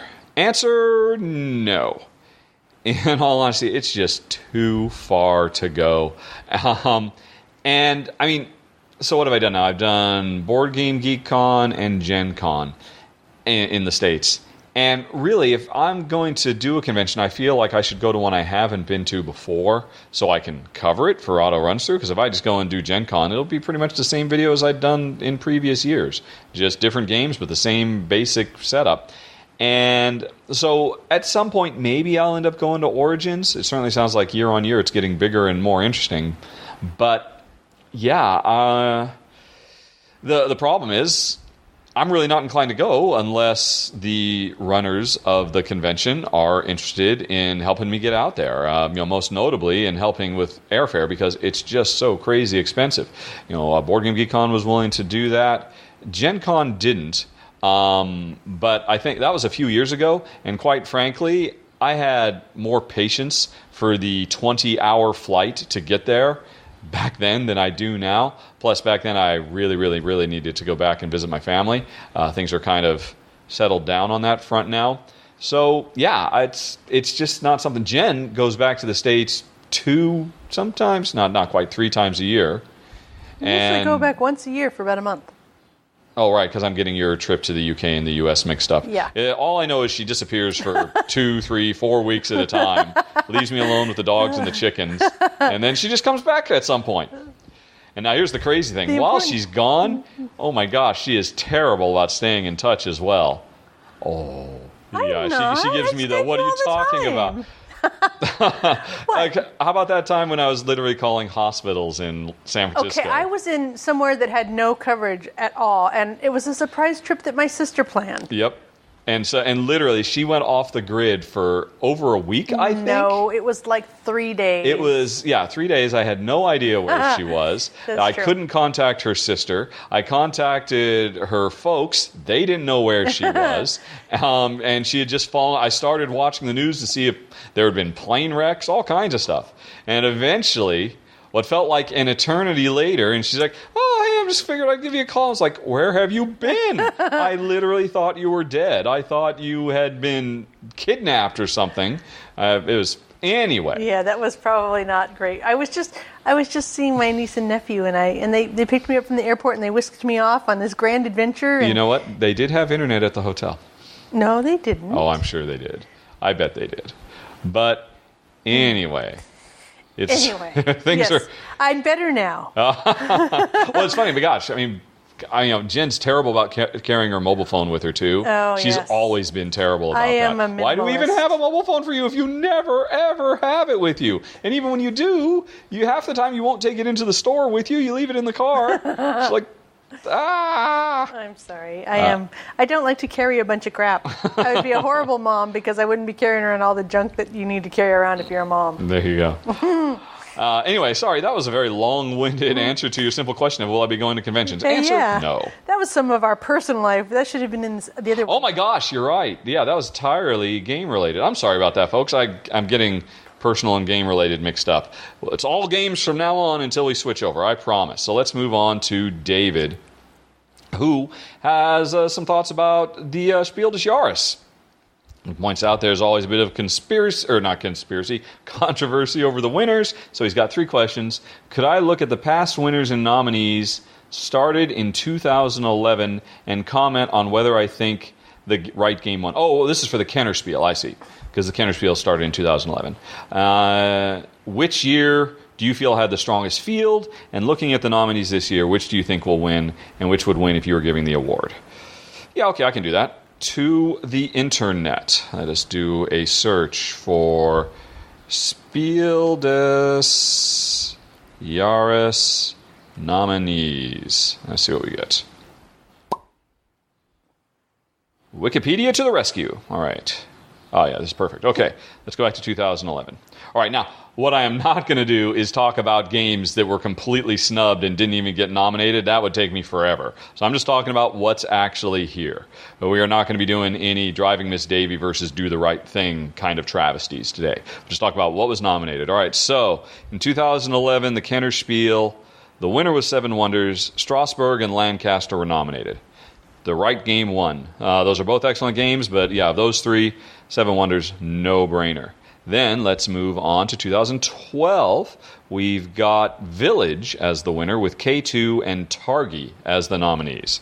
Okay, that ain't right. Targi should have totally won there. Don't get me wrong, the Village is great, and K2 is great. I mean, of course they're great, or they wouldn't have been nominated, but man, Targi is like another level of greatness. Village is really, really cool, though. So I'm not going to complain about that. I'm very, very happy for the brands, because they deserve all the credit in the world. But yeah, Targi was robbed in 2012. Then moving on to 2013. We've got Legends of Andor, the winner, Bruges and Palaces of Carrara as the runner-ups. That's a tough one. That I can see why they went with Andor. I mean, I'm sure they did Andor just because of the special, let's make it super easy to get playing. Don't even read the rule book. Here's just a tutorial that walks you through the whole first adventure. That was really, really nicely done. You know, kind of taking a nod from video games. I think that's going to be something you see more and more in the future. I mean, like, what was it that did it this year? This War of Mine is an example. So I can see why they got the nod. I would definitely put it over Bruges. Palaces of Carrara, though, that's tough. That's a narrow one. That's a really, really tough one, because Palaces of Carrara is phenomenal. But you know what? I think just for because of that, really great. Anybody can learn how to play this game. I'll go with Legends of Andor. Plus, it's just an amazing game. 2014. Istanbul, the winner, with Rococo and Concordia as the... Oh, no. That's wrong. Istanbul is a lovely, wonderful game, but Concordia is transcendent. That is one of the best games to have come out in the last decade. Matt Gertz got robbed there big time. Credit where credit's due. Rudiger Dorn, Istanbul is a phenomenal game, but yeah, for my money, Concordia wins that one, hands down. And moving on to 2015, Broom Service is the winner, Elysium and Orleans as nominees. Oh my gosh. I have actually played Broom Service. It's nice, but oh my gosh, no. That's wrong. So anyway, Elysium and Orleans. Which one? All right, I'm going to go with Elysium. Elysium should have won that. Orleans became truly, markedly amazing once it had a couple expansions. Straight out of the box, I've got a few slight issues with Orleans, where Elysium is just about perfection. Elysium got robbed in 2015. Then 2016... Isle of Skye, Pandemic Legacy Season 1, and Time Stories, with Isle of Skye winning. That's silly. I love Isle of Skye. I absolutely adore it. Oh my gosh, that's Alexander Pfister winning 2 years in a row. And his design partner, Andreas Pelikan, and Alexander Pfister, 2 years in a row. I guess that's cool, but no, I mean, Pandemic Legacy didn't win it. That's That is a travesty. That is absolutely ridiculous. Pandemic Legacy is the most important board game to come out in the last decade. Easily. Oh, and then, in Time Stories, that's no small fry either. I mean, I love Isle of Skye, but yeah, that was wrong. And now 2017, here we are this year. We've got nobody announced who is the winner yet. 3 nominees: King Domino, Magic Maze, and Quest for El Dorado, or Wettlauf nach El Dorado. Honey Pie, which of those should win? King Domino. We haven't played this one for a while. This is going to be the hardest one for you to remember. It was the game where there's a bunch of dominoes, and you have 2 sides, and you take them, and you lie them down, and you're making a little, I think it's a 5x5 grid, and you had the little stand-up castle. And there was a thing of, hey, if you take the more valuable one, that means, if you take the weaker, the less valuable one, you'll get first dibs in the next round of drafting. If you take the better one, you'll get slower dibs, and chances are you won't get good stuff in the next round. So there's King Domino, Magic Maze, which is the real-time, can't talk, slam the big red marker on the thing, everybody working together to get through the mall. The do something. The do something marker. Yeah. And Quest for El Dorado, which people mistakenly think is Race for El Dorado, because that's what it translates to, but apparently in English, Ravensburger calls it Quest for El Dorado for some reason, according to Board Game Geek. But anyway, we just played this just like last week. It was the deck builder where there was the modular jungle, and we were trying to basically get to El Dorado at the end, and so you had like the explorer cards and the adventurer cards, and it was a deck builder, and there were 3 of every card, and once you emptied out a pool of cards, that meant a new pool of cards slipped in. Oh yeah, that was good. Yeah, I like that one. Of those 3, then. So you remember all 3? I liked Kingdom. No. Yeah. Of those 3, you like King Domino the best? No, I'm saying Kingdom Minnow. Okay, so apparently you just like the name of it. I don't think they're being rated on their names. No, but that was a good game. I do remember that one. Mm-hmm. And then the middle one, which was the mall one, that was good too. And then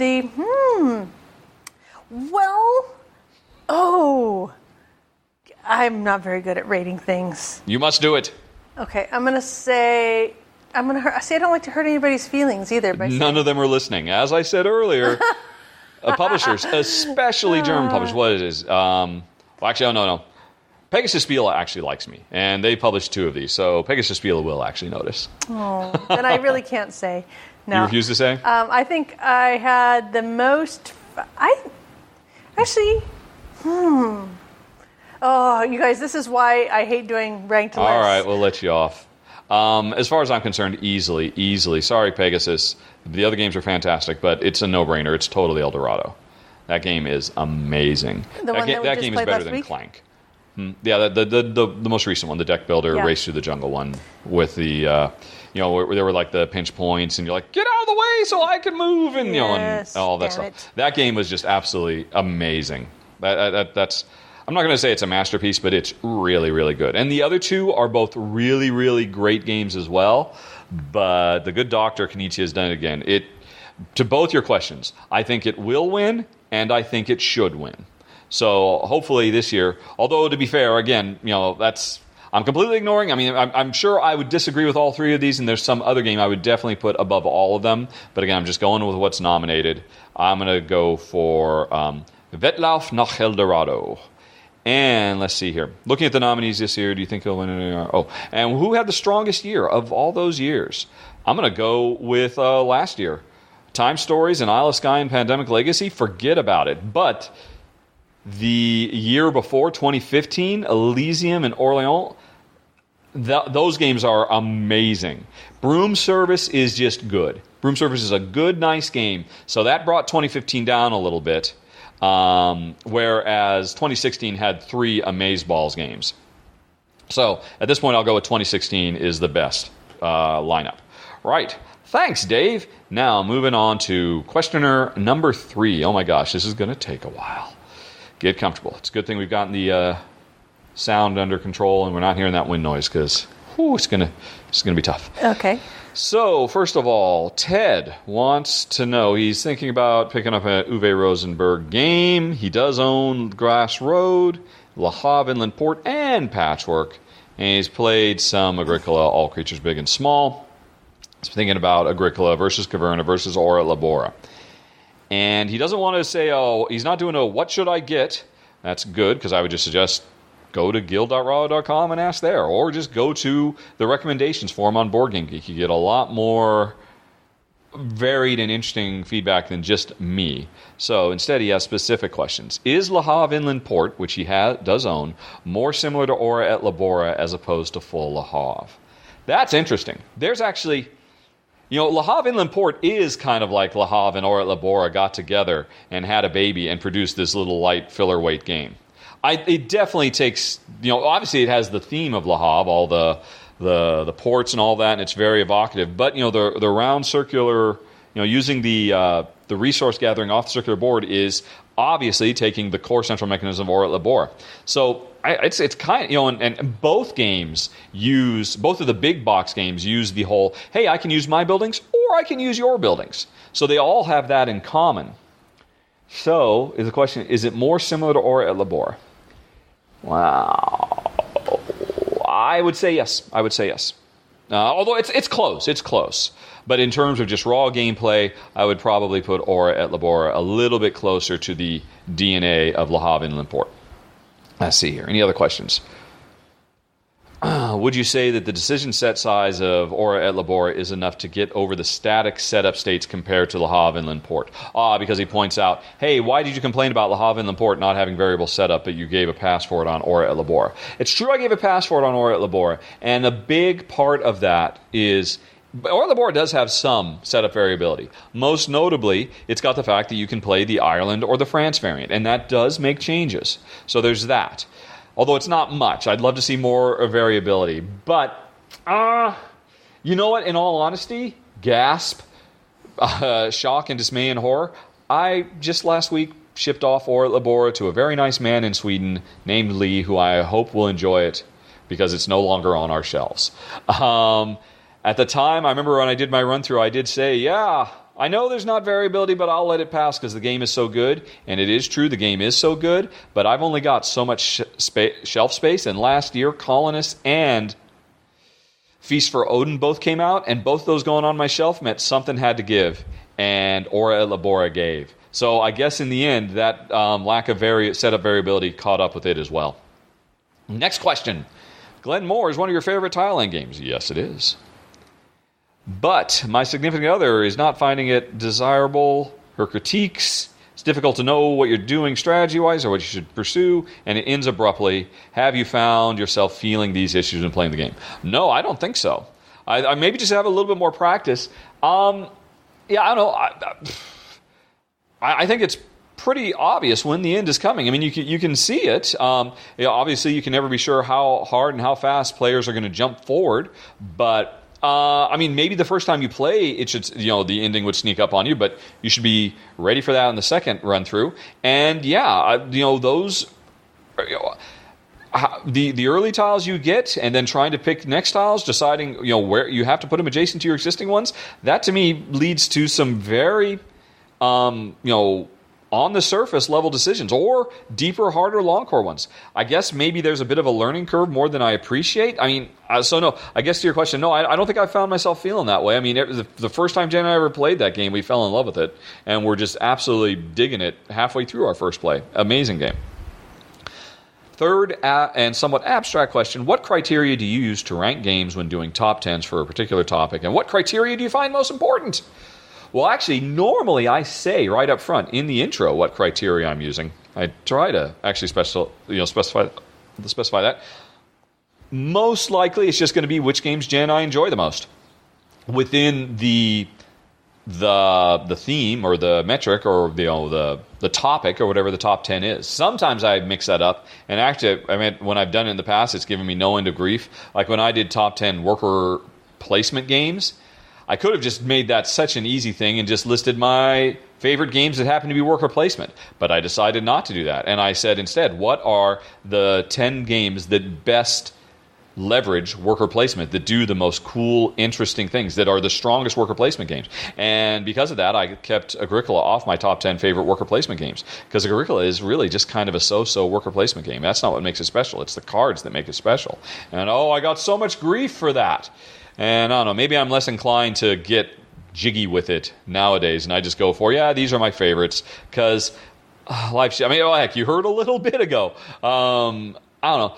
I am really a sensitive Sally, and I don't know, the reason I've been thinking I always end every video with any questions, comments, concerns, I'm thinking I need to stop saying that, because lately, I'm just getting too many a-hole questions. And like I said, not just sticking with the approved, you should just say what your 10 favorites are in this category. That just gets me more crap. And so anyway, that's kind of what you might be seeing me do more in the future instead of getting creative with it. What is the most important criteria? Well, I just told you what members of the audience think is most important.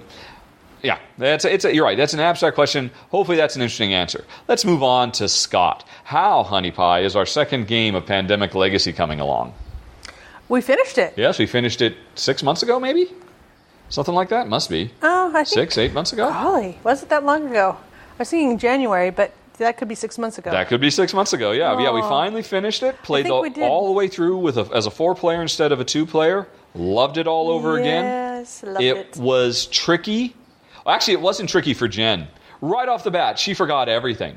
She forgot the twist in the first mission. I'm like, okay, they're making decisions that if they knew what was happening, they would choose otherwise. And I'm like, should I say anything? Should I not say anything? And I whispered to Jen, should I say this? She's like, oh my God, that's going to happen? Or, no, that's not what happened. I didn't say. I ultimately decided not to spoil anything. And then when the thing happens at the end of the first, and I was like, why didn't you remind me of this? I would have done something. Because we didn't want to spoil it for Dave and Angela. And so we played the whole way through. There was one point where I almost broke that rule and said, okay, guys, I'm going to give you the option. Because there was something that happens at the end of the entire thing that bugged the crap out of me and Jen, that we did not know that, because it would have made a big, big difference. I do remember that. Yes. And Jen remembered it too, and we were both kind of ticked off about it the first time we played through, just ourselves. And I'll let you guys know what it is or not. And they said, nope, we don't want to know nothing. So even that, they did not know. People who finished probably know what I'm talking about. And so we played all the way through, had a great time. The game was definitely more challenging. I mean, we had more losses than we did as a 2-player game. But even still, I would say it wasn't that hard. And if we had been more willing to take, because, no spoilers. But suffice to say, there are ways you can, take one for the team. If we'd been more willing to do that, I think we would have had as few losses playing 4-player as we would have with 2. Because, I'm surprised the game's just not that hard. It'll be interesting to see Pandemic Legacy 2 if they address that. All they need to do is just put the extra gosh darn Epidemic card in the deck. Come on, Matt. Come on. Anyway, so George asks, what is the best game of 2017 so far?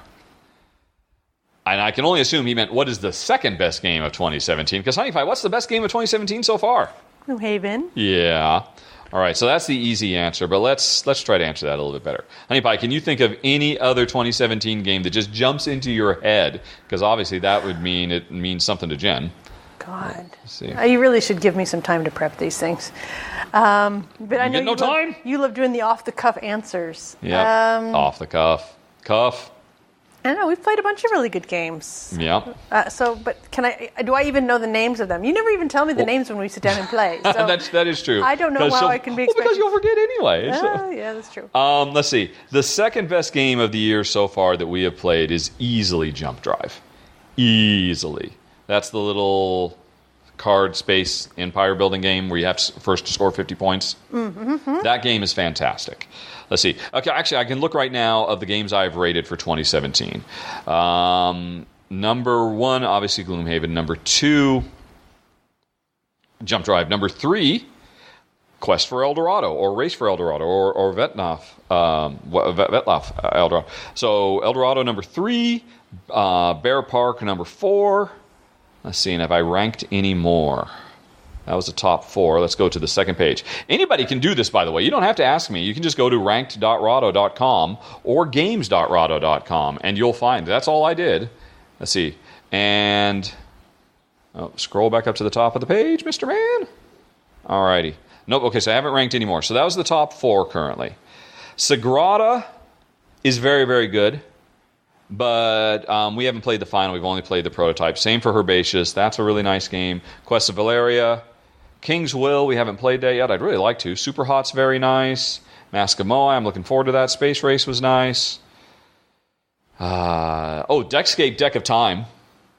That was the most recent escape room we did. Where it was just that single deck of cards. Yeah, that was good. That was very good. That's number 5, maybe number 4 if I think about it a little bit more. That one's really, really good.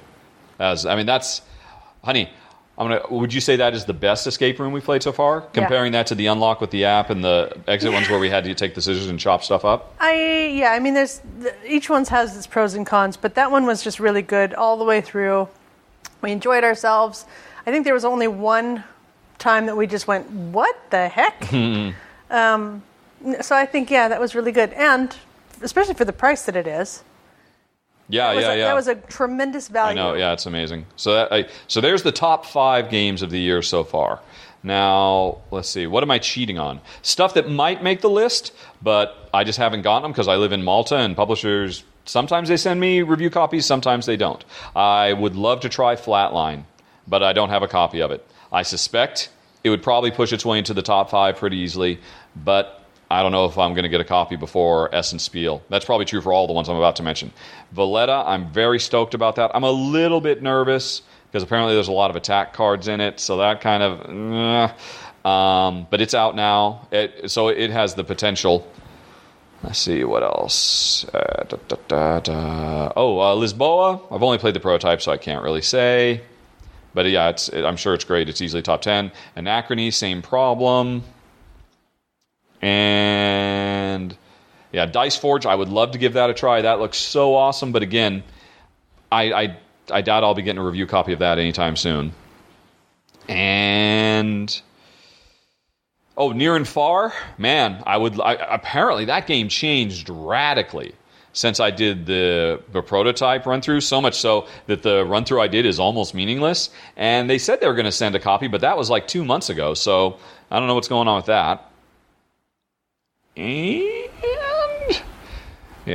So these haven't come out yet. That's an expansion. I think that's I'm not going to say that's the most thorough of lists, but living in Malta, beggars can't be choosers. Oh my gosh, I would love to try the final version of Fugitive. The art looks so great. Same for Mintworks. But again, sometimes I get final copies, sometimes I don't. Same for Spirit Island. Only ever played the prototype. Cannot really comment. You never really know. Sometimes publishers send me the final, sometimes they don't. They're under no obligation to. I never asked them to. So, right. Okay, that was it for George, I think. Then moving on to Michael, who would like some help choosing... Michael? No. Oh, yes. No. Because he's no longer with us, honey pie. I know. I was hoping maybe that you could have brought him back for us. No. I do not have that power. Michael is having some problem with card games in space. He's trying to choose from Eminent Domain, Race for the Galaxy, and Core Worlds. For us, no doubt, it would be Eminent Domain if you get the expansions. Without the expansions, it would probably be Race for the Galaxy. But you know what? I've done run-throughs for all 3 of these, so you can just watch them and decide yourself. And if you're curious how I feel about them, you can watch my final thoughts. So the truth is out there, folks. Rachel wants to know... Okay, so first of all, she's talking about how, she's getting on in years. Okay, first of all, Rachel has included pictures of Sonic the dog. Let's see here. Honey, that's Sonic. Oh, he's lovely. As a handsome lab. Yep. And here's Sonic after a mud bath, apparently. Sorry, folks, this is terrible for you, but there we go. Oh, dear. Yep, that's going to be a pain when you get home. Uh-huh. Okay. That made for some great audio listening. Folks, imagine, if you will, pictures of a cute lab. Okay, so anyway... she's talking about for her father who likes playing games with her, but his eyesight is not so great. And so, some games will work for him, some games won't. And she's wondering, is there or will there ever be a market for large print versions of popular modern board games for all the folks who cannot read the small print on some of these cards? Because it gets crazy small. These days, Jen and I are starting to have to use reading glasses on some of these games. Yep. Which is, do not like. And honestly, I would say, I could certainly see that happening. The interesting thing is, the designers and developers and publishers of these games, they're all the same age as us. They're all in their 30s and 40s and 50s. And, the industry is just now starting. It's really only gotten started in earnest, and it's become a thing within the last decade. Check back a decade from now, all the designers and publishers and developers, their eyesight's going to be going kind of bad too. And they're still going to want to play these games. And I think as their eyesight starts to go, you might start seeing a push for bigger cards, less text so it can be bigger font, more icons, etc., etc. I think that's just going to be a natural evolution of the aging process of the people who make and publish these games. Because they want to keep playing. But unfortunately, that's going to take a while. And in the meantime, reading glasses and magnifying glasses, I guess. Mm-hmm. Or, the old language-independent ones, because they're just icon crazy. And then you could just print out your own copy of the rules blown up really big. Alrighty. Board game question. Been turned off video game industry due to the rise of DLC. Video game DLC is bad. That's downloadable content. Frustrating when we buy a video game and we know there's DLC on the disc and we have to pay more to unlock it. All right, we're happy to shift our time and resources to board games. But it's easy to see a parallel when the friendly local game store has a $60 base game and 7 expansions, each one $20 or $30. Are there any expansions that should have, hands down, been included as part of the base game? I don't know, Rach. That's not for me to say.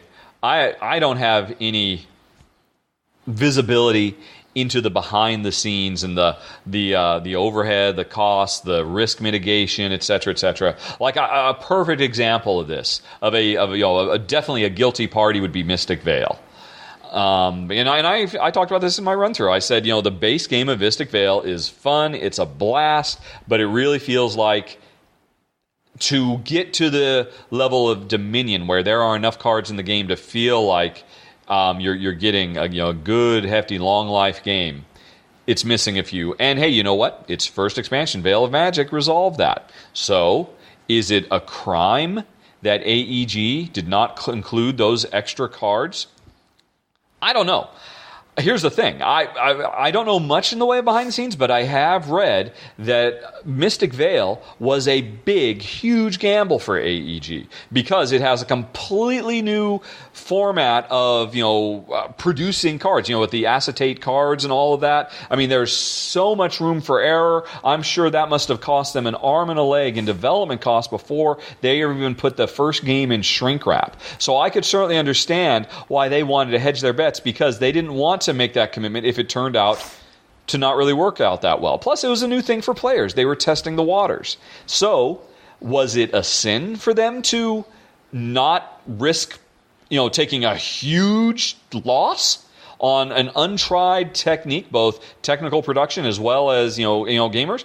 I think that's perfectly reasonable. If I were a businessman and I didn't want to go out of business, I think I might make the same choice. So, again, we don't know the whole story. And here's the thing. Even if they never put out another expansion, I don't know. You pick up Mystic Vale, even if you only get 5 or 10 games out of it, that's still such a great return on investment for entertainment compared to most any other form of entertainment. Going to the movies or going to, see a live performance or a concert or something like that. Board games are ridiculously, even for ones you only play 5 or 6 times. So, yeah, I guess I kind of look at it a little bit differently. Although, of course, that's easy for me to say because well over half the games that Jen and I ever get come to us free as review copies. But even still, even for the ones that we do buy, because we still apply plenty of games, I don't know. Maybe it's because I was a game developer myself. And I myself have put out games that have the content on the disc, which again to me is just smart business. But like I said, I'm looking at it from the other side of the fence, I suppose. What is your favorite expansion iteration of Pandemic branded games and why? I could ask Jen, but I'm sure you won't. No, because you all right, well, let me ask you this, stuff in. Of all the, all right, so what did you like best? Because you'll probably remember all these elements. The one where you could move around as the hidden Oh, yeah. The bioterrorist. Yeah, that was I know cool. you remember that. I like that. You did like that. Jen loves hidden movement. Let's see. Do you remember the one that it's called In the Lab, where there's like the whole sideboard, whereas you take the cubes, you put them in these beakers, and then you move them around from place to place? Curing the viruses is more than just getting matching 5 cards. Now you have to do extra steps of research and all kinds of stuff. Wasn't there one where you could actually sort of use that lab to get around the world more easily? That's the third one. The third one is the hinterlands, where there are, hey, there's all the cities, but now there's the countryside. We can go out, to the rural areas, and we can use them as shortcuts, and they become new places that viruses will come out of that connect to everything. Mm-hmm. So... those are like really the big 3 things that stand out. And of course, all of them have new adding the purple virus. Or new roles and stuff and whatnot. So I'm sorry, what, Hank Pie? The purple virus was... Yeah. But those are, they all have things like that. The big things were the hinterlands, the lab, where you were moving all the stuff and doing the extra bits, and the hidden bioterrorist. Oh, and then there's the fourth one, I guess you could say. The one with the Pandemic Iberia, where we're laying down track. Because it's actually set in the 1800s Spanish Peninsula, and so you can't fly. Instead, you literally have to lay rail to be able to move from one side to the other. Of those 4 things, do any of them jump out at you as being the thing you like the most? Because if so, you will have said which expansion you like the most. I guess I liked being the bioterrorist. There you go, folks. On the brink for Jen. Yep. For me, it's In the Lab. I think In the Lab is phenomenal. I think they're all great. I love them all. I think they work really well together, and they mix and match with our Legacy board. I love the stuff that was added in Legacy as well. I would consider that, but you said to exclude that. And Cthulhu... It was great. It was great because it was pandemic, but it really simplified and streamlined it down, so it was not our favorite. Pandemic Rise Cthulhu we did not keep, but we kept all the other ones. Right. Oh, and then she has some personal questions, but we'll be coming back to those later. Thomas wonders. He has a question about parallel existence. Oh, my goodness. That sounds like if in another world... If I had lived another life, if I had to write a thesis, my master's thesis, I guess, on a board game-related subject, what would it be? Well, Giving my past as a video game designer, would I try to find a subject that would include reflection on both mediums? Sure. Yeah, why not? Yeah, I don't know. Both Jen and I are college dropouts. Sorry, kids, stay in school. I have no idea, other than the fact that it's just epically hard, what goes into doing a thesis. I know it's like you have to write some big magnum opus paper and do a ton of research, and it can't just be regurgitating it. You have to actually make a point that furthers the field that your master's is in. I guess that's what a thesis is. I only kind of know that tangentially, because if I had a nickel for every time somebody working on their thesis, and it was either board game or video game related, contacted me and wanted me to do a questionnaire, I've done quite a few of them. So that's my view of them. It's tough. I don't want to do that. That's just a lot of work. Honey, do you have anything you would do a thesis on? You refuse? Oh, no, I don't. You should be able to answer this just as well as me. Well, I think education is awesome, and that you should follow whatever your interests and your passions are. And if that happens to coincide with some sort of educational degree, then that's fine. But I don't think you're answering the question. Regardless of that... You are waffling. No, I'm saying you should definitely be a lifelong learner and always be investigating stuff that's of interest to you. But to get a degree, specifically for a piece of paper... Oh, you're going back to the stay in school kids. I don't know. That's just... My thought is just... yeah. That's what I'm interested in. No, I would not go back and get a doctorate or anything because I... But he's asking you to imagine that you would. What would your thesis be? Oh. You know what? Actually... I'm going to give Jen a thesis. The use of board games in educational, in classroom settings and whatnot, and how it can reinvent the very notion of public education. Yeah, of ways to teach kids all sorts of stuff. Exactly. And engage them in a level that the last 100+ years of educational doctrine cannot touch, cannot even hold a candle to. Yep. Just critical that'd thinking be a good alone. Thesis. Yeah, critical thinking alone would be worth it. There you go. All righty. On the same note, are you interested in research that is done in the academic world on video games or board games? No. I have to admit, I feel bad saying that. It's funny, when I was in the video game industry, of course, over the last 20 years, there's been this monumental, meteoric rise of higher level education for the development of games. First video games, and now you're starting to see board games as well. But I came up as a college dropout before any of that exists, and you learned by doing. And you got a job by showing, hey, here's what I did on my own. Yep. And I know, the early days of, was it Full Sail, I think is like the first really well-established video game university. I always kind of looked at that askance because I felt like, yeah, okay, so you paid a lot of money to take a lot of courses. And, this is terrible. I know this isn't fair, but, it's like the whole, you know what? The professor's teaching you stuff. Why aren't they making their games themselves? Why are they teaching instead of doing? And that's totally unfair. I admit that freely. I had a really nasty bias, and I know it's well established now, and that's just me being a dinosaur. But anyway, that kind of informs my view of academic games research. I'm not saying that there isn't real proper value to it.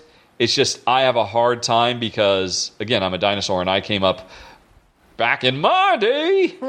You made your own game. You didn't go to school to have somebody else teach you how to game a game. It was the school of hard knocks. That's the way it was. That's the way it was, and we liked it. We loved it. But I'm not saying there isn't great stuff to be done there. Just not for me. I'm too old and set in my ways. I am an older generation. Generation X. You new millennials with your university degrees for game making, you confuse and frighten me, I guess. All righty. Moving on to Matches. Matches, I'm not sure I'm getting your name right. Apologies for that. But you are wondering, remember when in Claustrophobia, when we talked, in a previous podcast, when we talked about claustrophobia, I said I always have to play the demon because Jen never plays the bad guy. Yeah. I always have to play the bad guy. But in my role there, I cheer for the good guys, and I don't really play hard against her, which is why I'll never win there. Because even, hey, I won, and the heroes were vanquished. Yay! Nobody's having a good time then, as far as I'm concerned. You play the same way, and you give yourself handicaps or give your opponent extra powers. It's very easy to do with claustrophobia. Examples in Splendor, you see good examples. So, I guess the question is, new players, hidden handicap, usually love playing again. Any thoughts? Do you ever use hidden or open handicaps to make the experience better for other players? If so, any examples? And would this be a top 10? Well, first of all, I only ever play games with Jen. Jen is about 10 times better than me at games. Wow. So there is no particular reason for me to do this at all. In spite of that fact, I'm really stupid and I do. Which is to say, it's ridiculous. Whenever I feel like, yeah, I am going to crush her in this. This is going great. I can't believe it. This is going to be the 1 in 10. I'm like, oh, that's really terrible. I feel awful. Maybe I should pull back on the throttle a bit. Okay, yeah, I don't have to absolutely crush her. I've got this in the bag, clearly. Let's stop pursuing this thing and driving into the dirt so that I will double her score. Let's see if I've got this. Let's just explore and do some other stuff. I do occasionally do that. And then I complain bitterly, why do I never win? It's my own damn fault. But here's the thing, to your question, I never tell Jen that. And, if in some weird alternate existence where I actually was better at board games than Jen, I would not openly handicap myself because I don't believe my opponent would be able to enjoy the game to the fullest knowing that I was playing with one hand tied behind my back. That said, I would do it. I totally would. And I have definitely done that. The rare times, and it's incredibly rare, that I have been in a situation where it's not just me and Jen. Because when it's me and Jen, we're just sitting down. Jen's already better than me, but we're both playing it for the first time. And I feel I already have an unfair advantage because I've read the book and she hasn't. So that's another thing I will do. I almost pay more attention to her game than I do to mine, so I can point out, honey, you may not know this, but I definitely, the end game, I think this is the kind of thing that's going to happen. And I know that because I read the whole book and you didn't. So I go out of my way to make sure she doesn't get sideswiped by that. Yeah. And then I get crushed. But anyway, but the few times I've been in a situation where I could actually teach somebody else a game that I knew that they didn't, or that I know well. If I don't know the game well, all bets are off. I'm going to play as best I can, unless I'm absolutely crushing him, in which case I'll say, okay, I don't need to keep pushing that. Let's try something else. But if I know the game way better, I'll take it easy. Well, no, that's not fair. It's not that I'll take it easy. I'll do the kind of stuff you talk about. I didn't read your whole thing, but I will do stuff where, hey, you know what? I've never tried this other strategy, and I'm not even sure if it'll work. But gosh darn it, it should. I'm going to do that, come hell or high water. Let's see if we can make that happen. So I'll do that kind of stuff easily. But like I said, it never comes up because I am outmatched in 95% of all games I play. So I got to do whatever I can to squeeze by. Yes, honey pie. Also, I think what you do often is you will try an alternate strategy from the obvious way to win. So I think that may be another reason why I beat you, is because I usually figure out what appears to be the most obvious way to win and play that way. And then you will go, I'm just going to try not actually doing the thing that the game manual says you got to do. I'm just going to see if that's a viable alternative, and usually it isn't. I don't know if I agree with that. But I do agree that I will be very, very quick. Oh, is that what Jen's doing? Okay, I am definitely not going to do that. Yeah. Solely because, hey, you know what? I'm going to have to do a run through, and we're not going to play this game we're going to play this game, 3 times, yeah. Maybe 3 times, sometimes even only once. Gasp. Yes. And so I need to wring as much out of this play as I can so I can actually talk about the game. So, yeah, that's definitely the case as well. But, what I would disagree is you said the thing the game wants you to do. I don't think that's necessarily fair. I think I would agree, but I would say I won't necessarily do the obvious thing. Right. You will just, the first thing you find that makes sense, you will just drive that into the dirt. And you will, and I mean that, you will just leverage, you will squeeze every ounce you can out of that thing. Yeah. And then the next time we play, you'll probably just do it again and see if you can squeeze it a little bit more. If I can become more efficient. Which is one of the reasons it's so important for us to have games with setup variability. Because I guarantee if a game that doesn't, Jen will do the exact same thing every time. Every time we have, to go back earlier, every time we have ever played Ora et Labora, every single time we played the game over half a dozen times, Jen will always do the artist colony. She even knows that she will do it. She refuses not to. So that's why setup variability is so important to us, because Jen, once she knows what she does, she'll just do that over and over again. And just try to get better at it. Yeah, there's nothing wrong with that. Pushing the button though, because you're going to get the reward. yeah, exactly. Right. So, moving on to, hey honey, it's Gert. Gert says greetings from Holland. Hello, Gert. Alrighty. Gert wrote a long email. Where are the question marks? Sorry, Gert. I'll read it later, I promise. Let's see here. Alright. Gert's been playing a lot of games lately, honey pie. That does not surprise me.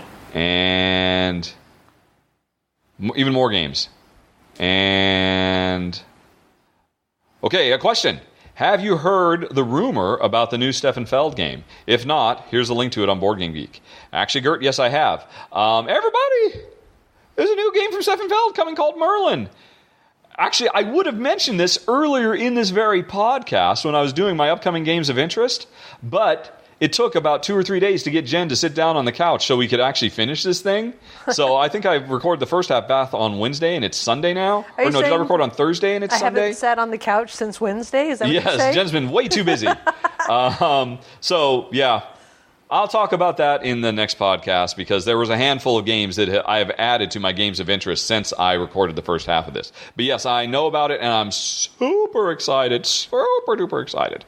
Last question of games related from Colin. Righty-roo. He's been listening to the podcast. He's enjoying it. Well, thanks, Colin. Yeah, that's always good to hear. Questions. Have I gotten a chance to play Aeon's End War Eternal? And how do we like the gameplay compared to the... You're in luck, Colin. I did a video on this very thing. Just do a search for Rahdo War Eternal, and you will find my video where I talked about it, I compared it to the original and all of that stuff.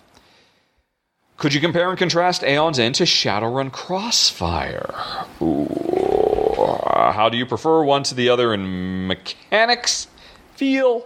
Why Shadowrun is your number 2 highest rated game?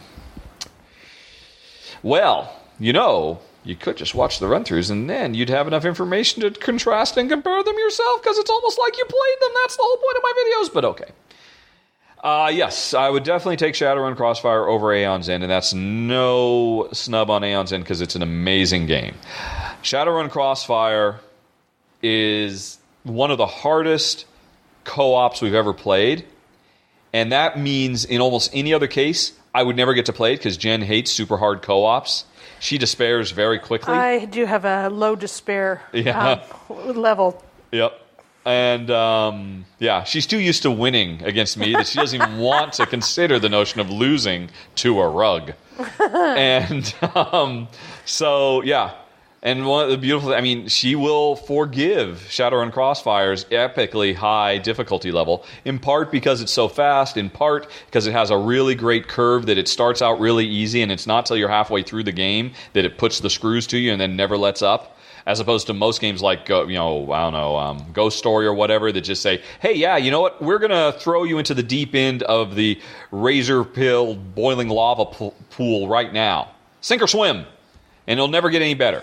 Aeon's End has more of a traditional, kind of peaks and valleys, highs and lows. So I love Shadowrun Crossfire because, hey, it's a really hard one that Jen will play. Because she normally won't play the really hard ones. I guess that's another reason we really like... that's a whole other thing.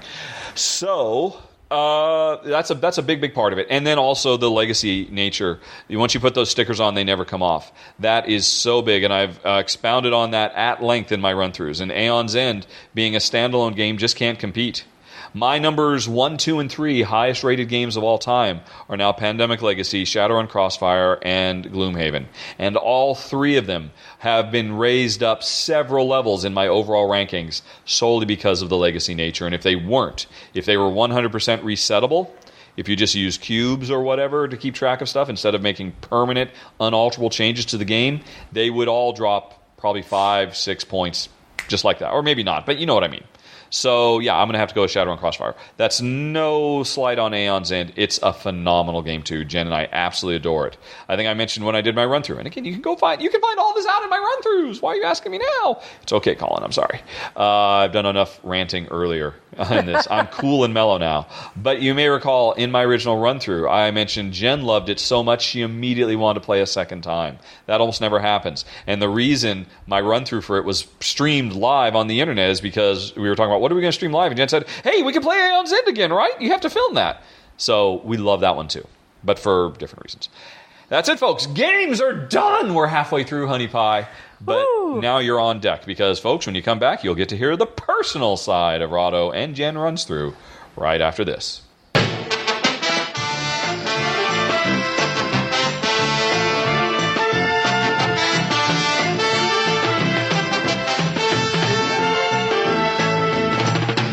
Okay, everybody, time to get personal. Although before we do, I don't think Jen was done talking about higher education's value.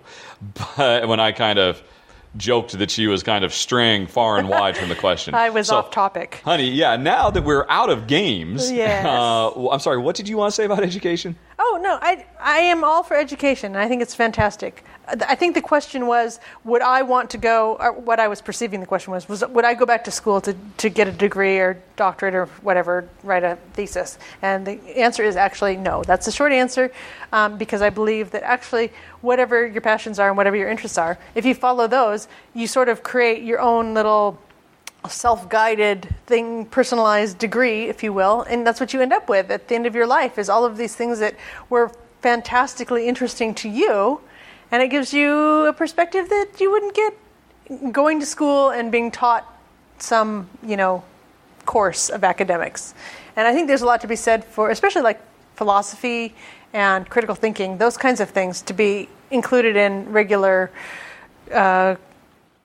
classes, which a lot of times there aren't. And financial literacy would be another thing I think would be really important to include. But no, I want to follow whatever piques my interest and see where it goes.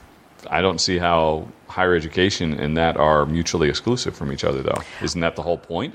Well, judging from my, year and a half or something of college, where I had to take all sorts of courses that I wasn't really interested in. Prerequisites, yeah. Yep. I think... But... Yes? One could point the counter. had you not been forced to do that, we never would have met. Exactly. I agree. You just never know what good will come out of being forced to learn something you couldn't care less about. But, yeah, I just think if we maybe honored everybody's individual spirit more about letting them follow their passions and learn what's interesting to them, listening to their own voice and letting them be able to draw their own conclusions, the world might be a better place. Okay. Alrighty then. So, first question, Honey Pie, because this is for you, from Andrew.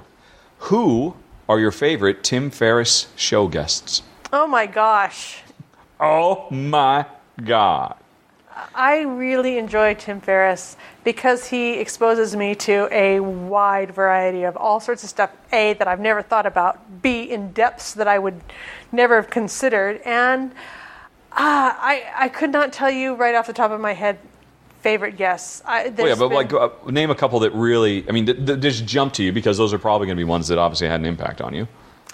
Well, I just recently listened to a lady who is kind of hacking the chemistry of foods and how it impacts your diet and your health and everything. It's far more than carbs and fats and proteins.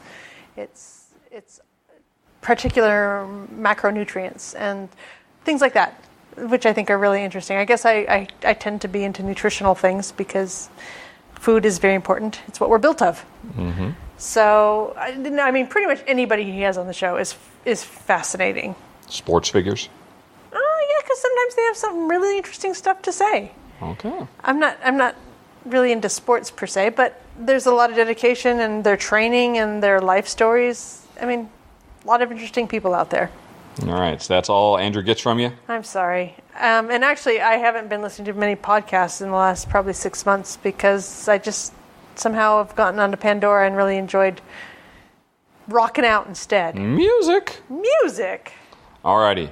Next up, Ben wonders, after having listened to episode 25, could we start a Rahdo Sings Through podcast? Maybe a stretch goal for next year. And also, can I sing the C.W. McCall song? Oh, awesome. Well done. Yep. I'm going to have to just sit back and enjoy. Tell you what, let's save that for the end. Okay. All right. That's a good closer. And if I happen to forget, say I love you. I don't think there's a forgetting. Yeah, and as for a Rahdo Sings Through, I don't know. I think you need to get your ears checked, Ben. I cannot hit a lot of those notes, buddy. Although, to be fair, back when I was working in Bromley at Splash Damage, that was a lot of fun. Most lunches rocking out on Rock Band and Guitar Hero. And I always took the mic because I was just a complete idiot. Didn't give a second thought. Anybody else would take the mic and I'm just going to sing in a non-offensive way. I don't want to move around very much. And you can barely hear my voice. Instead, you can hear the original singer on the track. That was not me. So I very much enjoyed that. Oh, yeah, living on a prayer. Okay. Let's move on to Dave, though, who wonders, he's been trying to think of some questions, but he can't think of any. So he just wanted to say thank you. Oh. Come on, Dave, give me a question. All right, because he did write a bunch of stuff. Okay, I want to say, don't forget, in light of all the negativity that you face during Rahdo Runs Through, there are so many positive things in the world. Lots of people that I have touched in ways I'm sure I will probably never know. Thanks, Dave. I do appreciate that. That was actually something I always very much appreciated making video games. Probably the most important, it was really good money, and it afforded Jen and I a certain lifestyle, and it's allowed us to travel the world and live in the world. But I think one of the most important things always for me was the fact that I knew that I was literally directly touching the lives of millions and millions of people, and if even for a brief moment, making their lives a little better. And that was always something that kept me going through the worst of it. So thank you for that, Dave. Although you got to ask a question. Come on, Dave. What's our favorite color? Anything. Honey, ask me a question. What's your favorite thing to eat other than ice cream? Because everybody already knows about ice cream. Ooh, my second favorite food.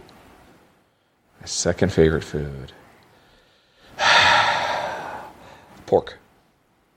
pork in all its... I mean, pork in just about anything. Are you aching for some bacon? Yup. He's a big pig. Yup. You could be a big pig too. Hoi! There's a little sing-along for you. I don't know if that's... if you're looking for a hunk of fat and juicy meat, eat my buddy Simba here because he is a treat. Pumbaa. Meet my buddy Pumbaa here because he is a treat. Come on down and dine on the Stacy Swine. All you got to do is step in line. Are you aching? Yep. For some bacon. Yep. He's a big pig. Yep. You can be a big pig too. What the heck? When did this become Rahdo Sings Through? Yeah, see? I love pork. It is my favorite meat. Easily. So, because I was thinking, pizza and stuff like that, but... I don't know, is pork a cheat, or is that, do you accept that? You are a sausage lover. He loves sausage even more than bacon. No, that's not true. You've said that before. I don't know where you get that. Because you always choose sausage over bacon in restaurants. Yes, in restaurants, because you don't like the good kind of bacon, so it's the only way, or the good kind of sausage, so it's the only way I can get the good kind of sausage. Oh, yeah, I don't buy a sausage that has the rusk in it. Yeah. So... let's see. That was it from Dave. Alrighty. Larry wants to follow up on the last question from the last podcast. I'd started to answer it. Right. Had to stop to walk the dogs. When we returned, we didn't. For, last time on Rahdo Runs Through, I spoke of growing up very shy and introverted. This is still Larry. Yet at some point, I became very popular and had to learn to adapt. What happened that caused your popularity to skyrocket? What age was that? Where did we leave off? Are you sure? I feel like we've answered this question about 1 billion times. Yeah? But maybe it's just I've lived with you for so long. I have heard the story. Well, then you tell the story. Okay, you were had to be cast as the lead in a play. Oh, you're telling it all wrong. Okay, you tell it. It's your story. Yes, okay. So the full story was, yes, I was a shy, introverted, very quiet young man. I had a terrible pizza face. I was really self-conscious about that. I had grown up on a boat. So I was actually a year older. When I was a freshman in high school, I was 15 while everybody else was 14. I was self-conscious about that because, I'd been homeschooled and, my complexion, and I hadn't really developed good social skills. And so this was back in the mid '80s, and I was sporting the hoodie look long before it became a popular thing, and just listening to music all day long, trying to avoid people. But a few people knew me and knew I was I was just super sarcastic, and in a funny way, I'm sure. Yes, and in honors English, and this must have been junior year, I guess. Yeah, it had to be junior year. There was a girl, Jamie Harris, who I was very sweet on, and we were friends, but she was dating, we were both juniors, and she was dating a freshman, and there was a senior who was making fun of her, and it just really got under my skin. And nobody expected this of me, but just pretty much, because I remember I was sitting in the front row of the class, Jamie was directly behind me, and this other guy was to my immediate left, or no, 2 over to my left, and the teacher, Miss Smith, had stepped out for a little bit, and so he was just taking that opportunity to mock her about, robbing the Crable, but, in a really kind of crude, nasty way. And I don't remember what I said, but I just laid into him and just made mincemeat of him, because he was not the sharpest tack, the sharpest tool in the shed. And so I just kind of wrapped circles around and just made merciless fun of him and just tore him up like, a really good stand-up comedian taking on a heckler. I don't even know where it came from, because I was certainly not very confrontational. But like I said, I really liked Jamie, and it really got to me. And it just shut him up. He went beat-faced. He never gave her or me any trouble, which was great. I'm very frank, because I've never been in a fight in my life. And I don't know why I thought to do that. And Miss Smith came back, and the class went on. And unbeknownst to me at the time, in the back of the room was Robin. I don't remember his last name, but he was a senior as well. And he was like the super popular quarterback, near valedictorian, socially outgoing. Everybody loved Robin. Every school has some guys like that. He was that guy. Mm-hmm. And he made note of that. That quiet, shy, introverted pizza face kid just totally destroyed him. He was hilarious. And that year, Robin was directing the yearly school play. And so next thing I know, I get called into the principal's office, which never happened because I was the kid who never got into trouble, never did anything bad, never broke the rules, just kept to myself. And I'm like, why am I getting called into the principal's office? And Robin was in there, and the principal said, right, Robin has convinced me you're going to be in this play. And I don't want to hear anything about how you don't want to be in the play because you're going to be in this play. I'm like, but I don't want to be in the play. Nope. We're done talking about this. I just called you in here to let you know. And so I was drafted. I was conscripted against my will into the lead role of a play. I don't remember the name of it. It's called like The Lodge or something like that. And it was like a big, loud role. I was a sarcastic guy. I was a mysterious stranger who came in on a dark and stormy night, and there was a murder, and it was a comedy, and there was a lot of good roles. But I was the role I actually had to get out. It was a comedy. Yeah. And so I was the one who had to get up and dance and sing, and I had to do all this stuff, and it turned, and obviously I was very uncomfortable with it, and. As we were getting ready, we were doing rehearsals and all that, and I was getting into I wasn't crazy about it, but at least it was the thing. It was acting. So there was this role I had to play, this big, loud, boisterous, talk a mile a minute role that I had to play, called the Stranger. I didn't even have a proper name because nobody knew who I was. I was there and I was gone by the end of the play. And I remember one of the girls who was in the play, she actually cut my hair because my mom had always cut my hair my whole life. And so I had like the bowl cut. Jen knows there's a picture of me right over there as a kid, that picture of me on the beach. So I still had that bowl cut that just looked ridiculous because, Mom was great. She cut my hair, but I'm not saying she was particularly good at it. She had her way of doing it that made me look like a beetle, basically, a mop top. And so Michelle, I think, I don't remember her name, she cut my hair. And I remember afterwards, oh my God, he's actually really cute. I'm like, oh my God, that's the first time any girl's ever actually said I'm anything at all. So it was like, it's like all this stuff was going on. It was like, a coming of age thing for me. Because at the same time, right around that time, my parents took me to see a dermatologist and they put me on Accutane. Actually, I didn't go straight on Accutane. I went through a bunch of other stuff. I've been going through this for I think in sophomore year, they put me on different stuff because I'd always had the acne and it was really, really bad. And, I don't know, there was this other kid, Jerry, who got voted class clown, who would actually pop my zits, and I'm like, I have to go along with this because I'm really horribly embarrassed. And it was horrible. And so I really felt bad about it. My parents knew how much it was affecting me, and so they tried for a couple of years, but finally they got on Accutane that year, and Accutane just overnight, my skin just cleared up, and I have no scars now. It's really amazing. I have almost no scarring whatsoever. The stuff just really, it was amazing. So almost overnight, I went from being this shy, quiet, nobody kid who some people made fun of and he just kept to himself to being, I got a good haircut, my skin cleared up, and I was the lead in this incredibly popular play that every single kid in school saw, and, it ran for a week, so everybody in the community saw it, and, because it raised money and all of that. And all of a sudden, everybody knew my name. But I hadn't changed. I was still the quiet, introverted, just leave me alone, I don't want to talk to anybody. But everybody expected me to be that guy. So I just started being that guy. That is the Rahdo persona. This act I learned for this play in my junior year of high school. And I'm sure I've mentioned this before, but so I did it throughout junior year and I did it through senior year. And when I went to college at the University of Washington, I kept doing it. Because it just by that point had become habit. It was like a defense mechanism.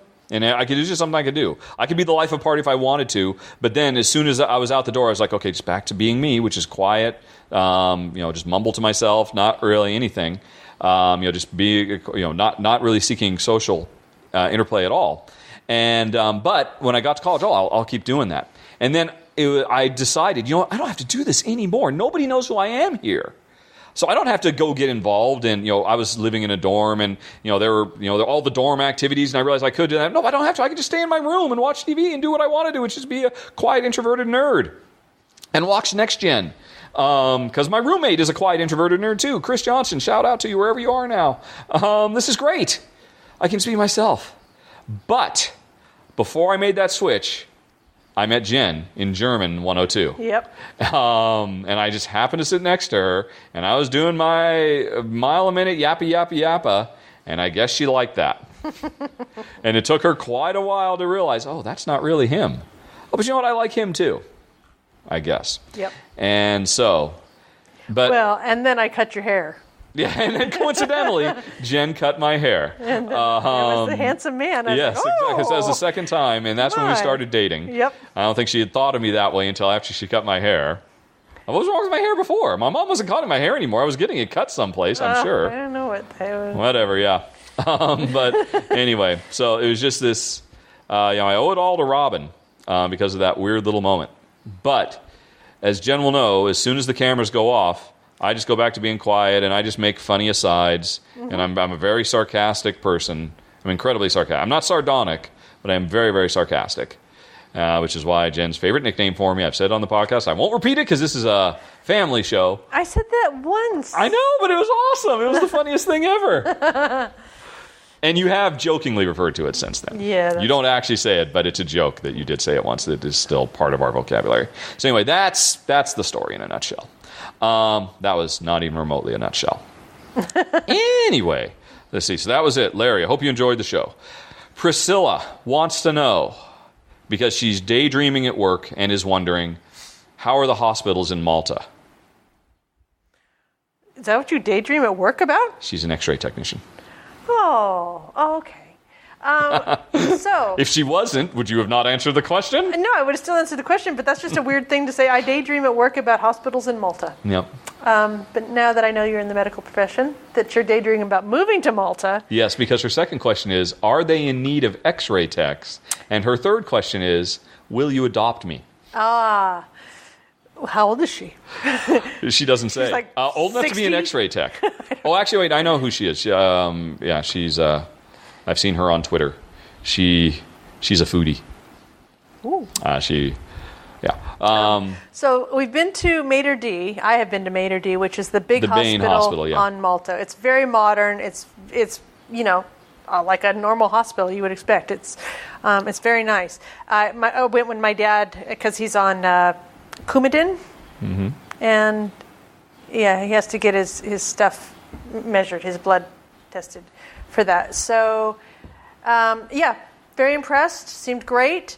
We live on Gozo. We have a very crappy, old... Antiquated. Yeah.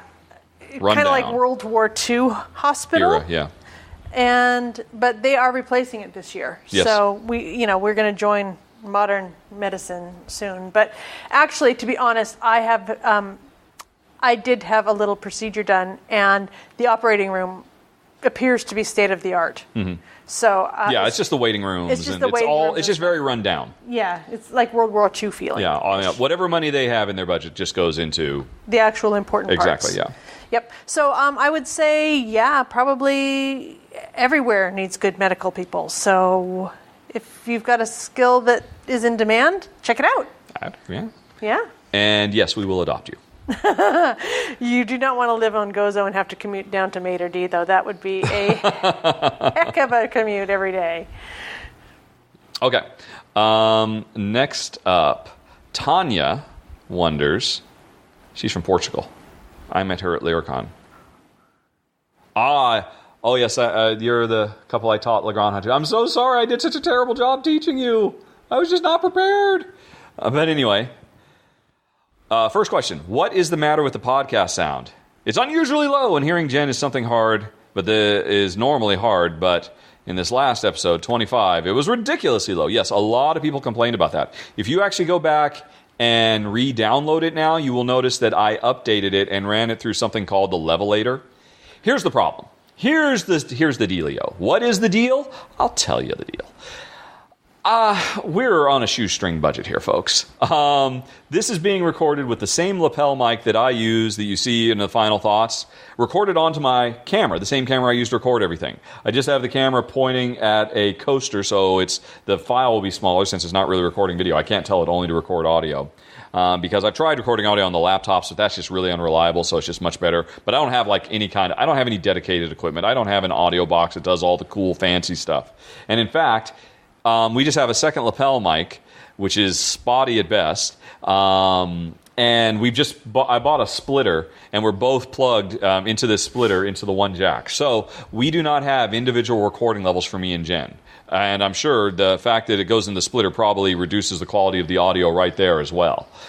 And the problem is Jen's voice is easily half of mine in terms of decibels. Easily. I think my lungs are probably a third of the volume as well. Yep. And so the problem is, if you could see us, we're both just sitting here on the couch with the pups. Jen's on her laptop. Did you ever find out what you needed about the butane or whatever you were looking up? Acetone. The acetone? Yes, I did. It's very unlikely to spontaneously combust, but I still put it outside. Good to know. Because of the vapors. There's an extra question for folks. See, you could have asked about that, Dave. You could have asked about acetone usage. Yeah. Anyway, so we're just using a splitter recording on the camcorder, and then I just take it into Audacity. And, I know there's lots of cool audio tricks you can do to level stuff, and I know that's what the Levelator does. I tried it in the past, because Tom Vassell recommended it, and I thought the end result just sounded a lot harsher. It just sounded, kind of like... To me, and I'm no audiophile, but it sounded to me like nails on chalkboard almost. But when so many people, not just you, complained about the egregious split in volume between me and Jen. Oh, because I was saying, we're sitting here on the couch. Jen's got her mic right up by her mouth. Yep, I'm kind of leaning towards it. My mic is down in my belly button. That's how I'm leveling it out. And yet I'm still 10 times as loud as her. And I've tried to, honey, talk louder. And nope, I'm just going to talk normally. You try, but she just forgets. Yeah. And so there's just this fundamental schism. So I guess nobody, when I did episode 25, like I said, go back and download it again with your podcast player. You'll find that everything's leveled out now. And like I said, to me it sounds worse, but nobody said nothing. So from now on, I'm just, as a final step, I'm going to run everything through the Levelator, and that should not be a problem anymore.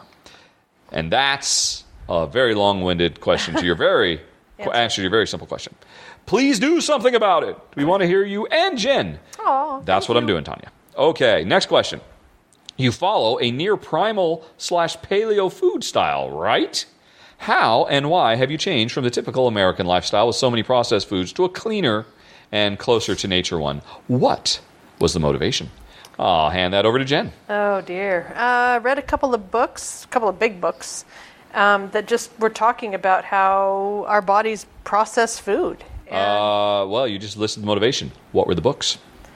Good Calorie, Bad Calorie. Yep, that was the big one. Was it Good Calorie, Bad Calorie by Taubes? Yep, Gary Taubes. Gary Taubes. That is a life-changing book, if you can make it through. Yeah, and the wonderful thing about Gary Taubes is he has gone and he has read all of the materials, all the studies. He's done all the hard work. He just summarizes it.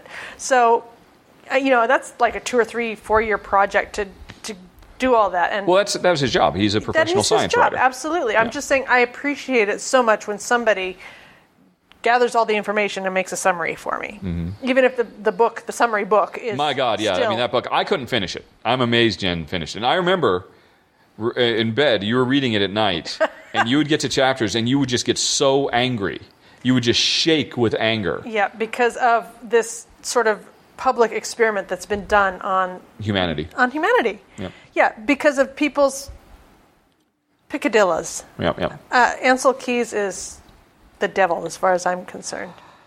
I'm sure he's got his side of the story. I'm sure he does, but nonetheless. I'm sure he still has adherents to this very day. Yeah. So, that was a big game changer. We've read things by Mark at Mark's Apple, Daily Apple. Mark Sisson, I believe. Sisson, I think is his name. So that's a bit more user-friendly, easy to read kind of stuff. There's all sorts of stuff like Wheat Belly that talks about... what happens when you eat wheat. Yep. And so there's loads of books out there, and every one that I read just reinforces. Yeah, because you keep coming out. Taubes does not get enough credit because there's all these new ones coming out that are all the hotness, but. Yeah, and of course the Eads. That was one of the first ones. Protein Power. Yeah, Protein Power. Yeah. It was actually the very weird. First one I read. Yeah, we did this back in Texas. The first time we went, we were just doing low carb.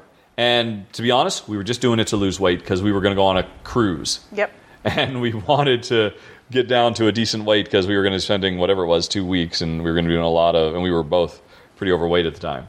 And so that's the only reason we did. And once it was all over, I mean, once we were on the cruise, if you've been on a cruise, you know it's impossible. Yeah, it's absolutely insane. And when we came back, things just got back to normal. And then it was many years later that we started again. But this time, not just as a, hey, let's just try to lose some weight, but as a, oh my God, we are literally poisoning ourselves by eating all this wheat and all this sugar. Yep. All these grains are literally poison. And I'm not using the incorrect term of literally versus figuratively. Literally, what they do to our bodies is akin. I mean, it's destroying us. Yep. And but it was Good Calorie, Bad Calorie that really did it. And then a whole bunch of other books. I mean, Jen's read at least half a dozen books on this. Yep. I think. Probably. Yeah. A dozen by this point. Yep. Because new stuff comes out. Yeah. So it just makes sense to me. There's one thing. I mean, I think I have a certain, I don't know, metabolism or something where I'm having a hard time losing weight. I mean, I've really been trying. It's been 2 months now. I've given up cream, and I walk 4 or 5 miles a day with the dogs, and I still am not losing weight. I just think I've got to start running again because, there appears to be my metabolism is just really slow or something, which is a bummer because I feel like I don't eat sweets. I don't have junk food. I don't eat bread. I don't eat any carbs, really. It's just she says that, but all of it's not true. We do. We cheat all the time. Yeah, but... And I keep saying, I'm ready. When both of the other times we've done it, where we actually lost weight, we got rid of everything.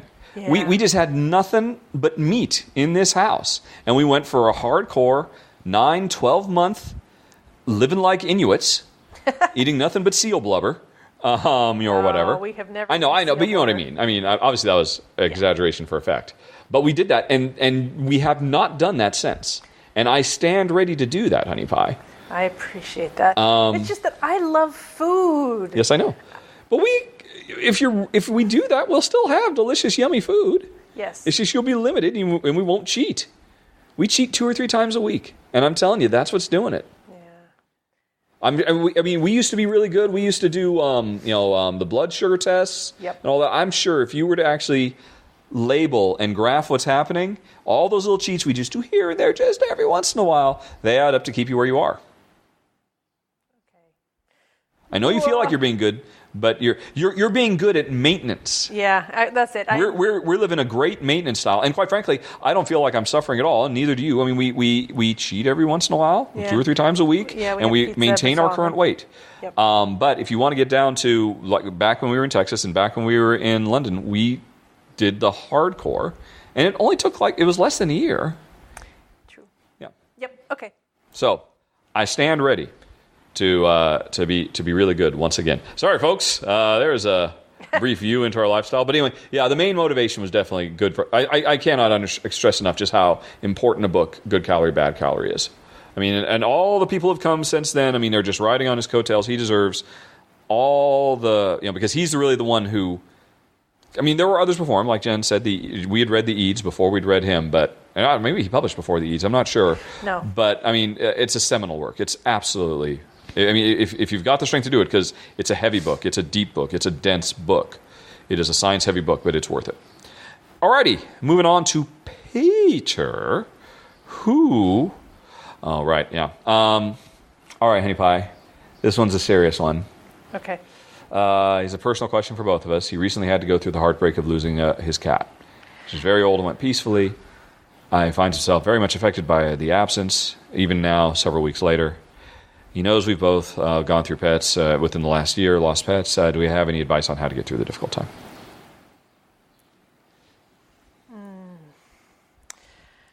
I don't, other than time. Yeah. No, there's nothing you can do. There's nothing you can do, she said louder, except make jokes and try and get through it. Yeah. We can't really dwell on this much because we'll both start crying right now. So, I'm sorry, Peter. We can't help you. It's just, it gets better. It never gets better. But you get used to it. Okay. I guess, actually, I will say that it's really helped me to have Gert and Daisy. They don't fill the shoes of what you lost, but they make new shoes. They make new shoes, exactly. Yeah.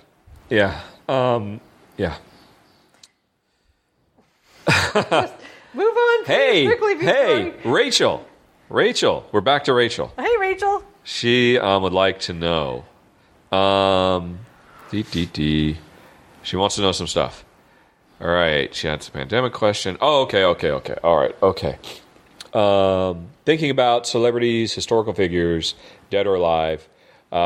Which two celebrities or historical figures would you like to play a co-op board game together with? Historical figures or celebrities? I don't know. I mean, I've been asked this question many times, and I know the question is supposed to be, I'd want to play Twilight Struggle with John F. Kennedy and, Khrushchev or whatever. And it's like, I mean, if you ask me this question, my immediate response is going to be to say, I want to meet this person, and I don't give a damn about the game. If the precept of this is, I can pick anybody in history, and I can speak their language, and they will sit down with me for 2 hours, you better believe I'm going to play the lightest, fluffy filler party game of all time, because I'm just going to want to use that time to talk to them. Yeah. Who do I want? I want Lucy. The first Homo erectus or whatever. Yeah. I mean, although I'm not quite sure what the intelligence level of Lucy is. But if the precept is I can actually sit down and play a game with them, I want to know what her life is like day to day. If not her, who's the oldest celebrity? Because I don't know if she's more monkey than man. You know what I mean on the scale. I remember reading there is some Sumerian accountant who is the first recorded name in history. It's not some king, or it was just this accountant who made note of a transfer of grain or something like that, and he signed his name on it. And that is it's like 5,000 years old. That guy. That is the guy I want to sit down and play a game with, assuming I can speak his language. Yeah. He'd probably play a Mancala game with you. There you go. Yeah, whatever they're playing at the time. I want to play whatever game they were playing back then. That's the game I want to play with him. Whatever Mancala-ish thing. And I guarantee you, I will not be paying attention to the game. I will be asking him everything I can about what life is like. And, and all of that sort of business.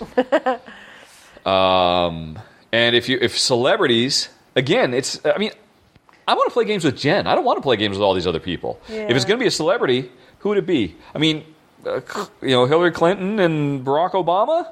But again, it would be because I want to sit down and talk to them about their experiences and stuff like that.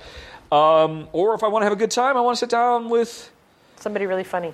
Kevin Smith or Robin Williams or, But again, none of that has anything to do with the game, because then you also ask, which two would you like to see face off in a player versus player board game? If I'm in the room, I don't care about the game. Jesus and Muhammad. The real historic, not the Christ-like messianic figures, the real people that, these religions have been built up around. That's who I want to see face off. And again, I don't care about the game. I don't care who wins or loses. Well, they'd probably just be talking about philosophy and stuff. I would imagine so, yes. Yep. And which would you like to join you and Jen for a co-op board game? Yeah. I think you get the thrust. I don't know. Do you have any ones you would like to add, Honey Pie, to that? Alrighty. No, and we're not really celebrity culture kind of people anyway, so. Yeah.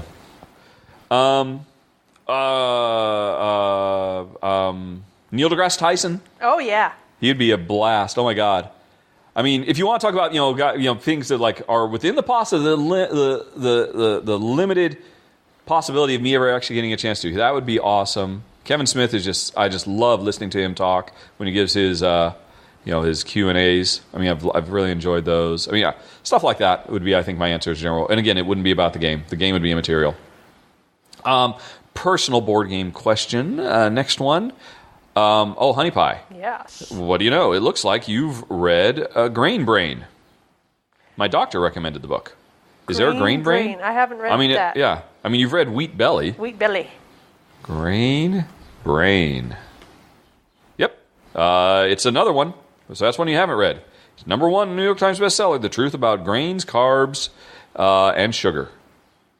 So, nope, she hasn't read that one, but she's read many others like Your Brain's Silent Killers. Okay, so this is one that obviously focuses more on the detrimental effect to our mental well-being. Most of the ones Jen's read have been about, the blood glucose barrier and all of that stuff. Mm-hmm. But anyway, And I've lost the thing because I went and looked up that book. But you maybe just put another book on Jen's reading list. Yep. Alrighty. My doctor recommended the book. Oh, then you've got a good doctor. Oh my gosh. He needs to get out and hang out with his doctor friends and recommend it to all of them. We've since eliminated gluten, carbs, and sugar from our daily lives and placed a focus on vegetables, meat, and dairy. It still feels very weird to lose weight while eating cheese, butter, and eggs, since we've been programmed our entire lives to believe that we should be consuming low-fat or fat-free foods. If you didn't read Grain Brain, what book did you read on the topic? I think we've already covered that. Yep. What's your favorite produce available locally in Malta? Oh, my favorite produce. There's an amazing melon that they've got here that's wonderful. It's bright yellow on the outside, and it's very sweet and lovely inside. They, of course, have cantaloupe and watermelon and all that kind of stuff, too. But I would say for a local produce, that... Do you know what the name of it is? Do they have a name? Or is it in Maltese and you don't know? No, it's just the yellow one. It's...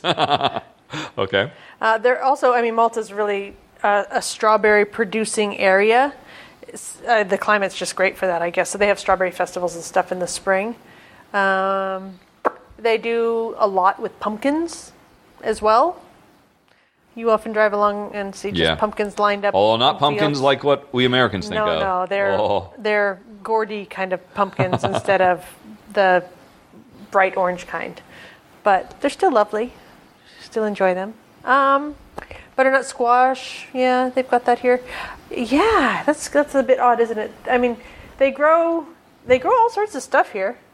Broad beans is a big, huge thing here. That's actually a Maltese staple. Everybody here eats broad beans. And greenery, like cabbage. Yeah. Okay. Alrighty. Out of curiosity, do you also feed your dogs a grain-free diet? We do. Yes, we do. Yep. Because they didn't evolve to eat grain either. Yep. So, yep. Yeah, they basically we go to the local grocery store and buy chicken necks. Which I don't know, that's a weird thing. Can you buy chicken necks in American grocery stores? I have never seen the way you can them. Here? No. Yeah, it's a really common thing. They keep the chicken necks and they sell them in bulk packages because people use them for soup, apparently. It's like a really popular thing in Malta, chicken neck soup. I'm sure that's not what it's called, but apparently they do it a lot. And we don't do that. We just get them because because I know everybody's trained, don't feed your dogs chicken, but that's cooked chicken. Yep. When it's totally raw, it's totally fine. The bones won't sliver and rip up their innards or anything like that. Splinter. What'd I say? Sliver. Yes. Splinter, yeah. So that's what we feed them almost exclusively. And then we, every once in a while, get like livers and hearts or other stuff like that to kind of supplement so they're not only eating muscle. Because, of course, what they evolved to eat was everything and all the offal. So we get them a fair bit of that, too. There's actually there's a place over on mainland Malta that does the prepackaged, hey, here's all the guts all scrambled up in a hamburger like... Yeah, minced type thing. So we've done that before. Why don't we do that more often? Actually, I did just find a butcher that does that over here. Oh, okay. Because you don't want to do it from Malta. Yeah, it's just a hassle. So, yeah. And, they do get fed. I give them fruits and vegetables as well, and cheese, and coconut oil, and I feed them eggs. So they get a variety of things in their diet. Yeah. It's just that probably the staple, 50-60% of what they eat is the chicken necks, which has a lot of muscle and it also has bone in a good proportion. Yeah, and it's super convenient. Yeah, it's just absolutely amazing, and it's cheaper than dog food. It's cheaper than bagged dog food to buy chicken necks here. It's absolutely crazy. So we only wish we'd been doing it sooner for our other pooches. Yeah, because it makes a big difference with their dental health as well. Oh gosh, yeah, hugely, and we know. People could argue that, anything is just a placebo effect when you go to something new, but dogs don't suffer from the placebo effect. They get better if they get better, not because they think they do. Yep. And I remember when we first started doing it with Dob and Tula, gosh. It was amazing. It took 5 years off their life in a good way. Yep, lots more energy, and they also lost weight. Because on dog food, they were fat little sausages. Yep. Because of the carbs, I guess, in there. Yes, let's see here. There's a lot of filler. Honey Pie. Yes. Would you ever consider applying to be a contestant on Survivor? I wouldn't, but you would. Yeah. No, I would not. Actually, this is a question to me. Would I ever consider doing with my problem-solving skills, leadership abilities, survivor knowledge, Rahdo persona, and communication skills, I would be a major contender. You see, honestly, I hate to do my own horn, but I think I would do. I think I think I've mentioned on the podcast before that I have participated in Survivor. The very, very first season of Survivor, we were all watching it in Bend at the place I worked, Eidetic, when we were working on Siphon Filter. And we made our own office Survivor. Jeff ran it, and he came up with the rules. He tried to follow it. We would have our tribe challenges would be based on video games that we'd all have to play to see who would win and who would have to go to tribal. And then we had a confession booth. We did all of it. And I have to admit, and so I was on one team, and I was the first person voted out. Because everybody on my team assumed I was too much of a threat and I would easily win if they didn't all just immediately vote me out. So, but I don't think I would suffer that problem in the real world because nobody would know who I am. And so, yeah, I mean, I look at that. I mean, I would love to do it, but yeah, not to live in there. I have no desire to rough it. That just seems awful and terrible. And, every time everybody ever gets on there for the first time, say, oh, my God, I had no idea. You know what? I have an idea. And I know it would be horrible, bad, terrible, awful. So, yeah, it's just never going to happen. Next question. Would Jen consider applying? She would be the sweet, innocent player flying under the radar who is secretly one step ahead of everyone and always has another trick up her sleeve. Would you agree with that assessment, Honey Pie? I couldn't. I don't think I could tough it out, to be honest. I think I'd be like, man, I'm hungry. This sucks. Jen has a very short fuse. Yeah. Yeah. I mean, eventually, like, if there's something that I struggle through, I do eventually just get stuck in and get it done. But yeah, but you have a very short fuse. I mean, so I think you would be their description of you on the show would not be the real you when you're hungry and uncomfortable and you haven't slept. Yep. She would be the cranky one. I would be very cranky. She would be the one that everybody in her alliance would be talking to the camera saying, why won't Jen just chill out? She's turning everybody off. She's putting us all at risk with her constant crankiness. Am I wrong? Yeah, probably not. Okay. Continuing with questions from Rachel. What would it take for you guys to apply to the Amazing Race? Oh, that wouldn't take much. Yep. I think we could do very well at that. You would make a great team. Which of you would be the best at the local eating challenges? We talk about this every episode. All right, who's doing this one? Who's doing that one? And often, if at all possible, I mean, it's a shame you never really. I mean, the way they should present the show is okay. They always show them walking up and who wants to ride the High Line or whatever, and it's just some clue and you're not really supposed to know. But by the time they're asking themselves that, we already know exactly what the thing is going to be. Yeah. Well, Jen, I always wonder if all we had was that information, what would we say? Because we always say for every single one, okay, yep, that one you're doing. Oh, I'm totally doing this one. Okay, now who gets to do this one? I mean, we do that for every single one. And who would do the eating challenges, Honey Pie?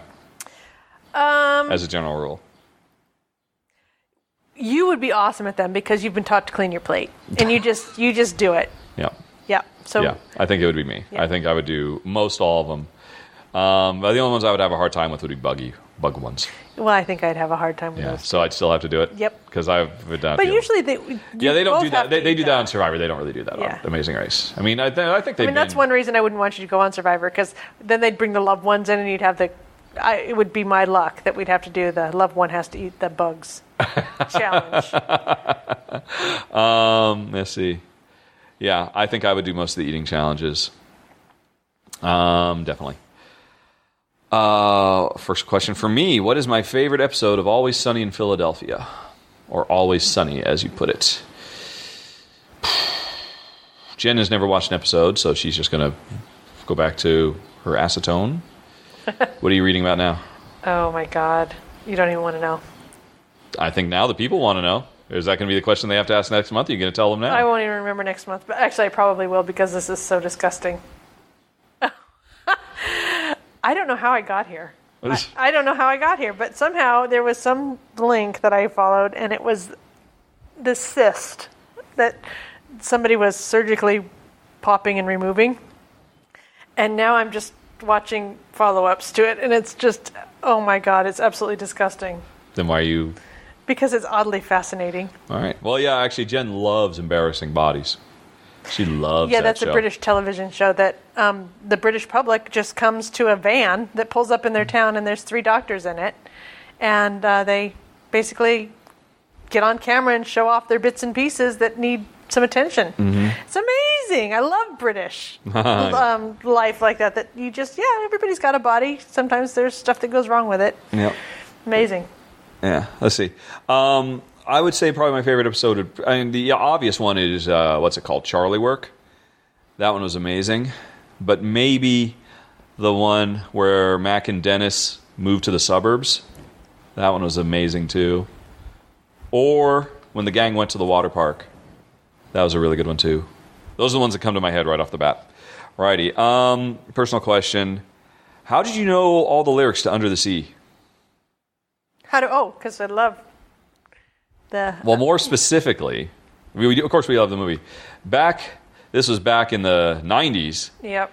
Back when Disney would only release their videos once every 4 or 5 years, and you had to get them on tape and all of that. And it was tough to get anything. So Jan and I, we've always loved Disney animated films. Yep.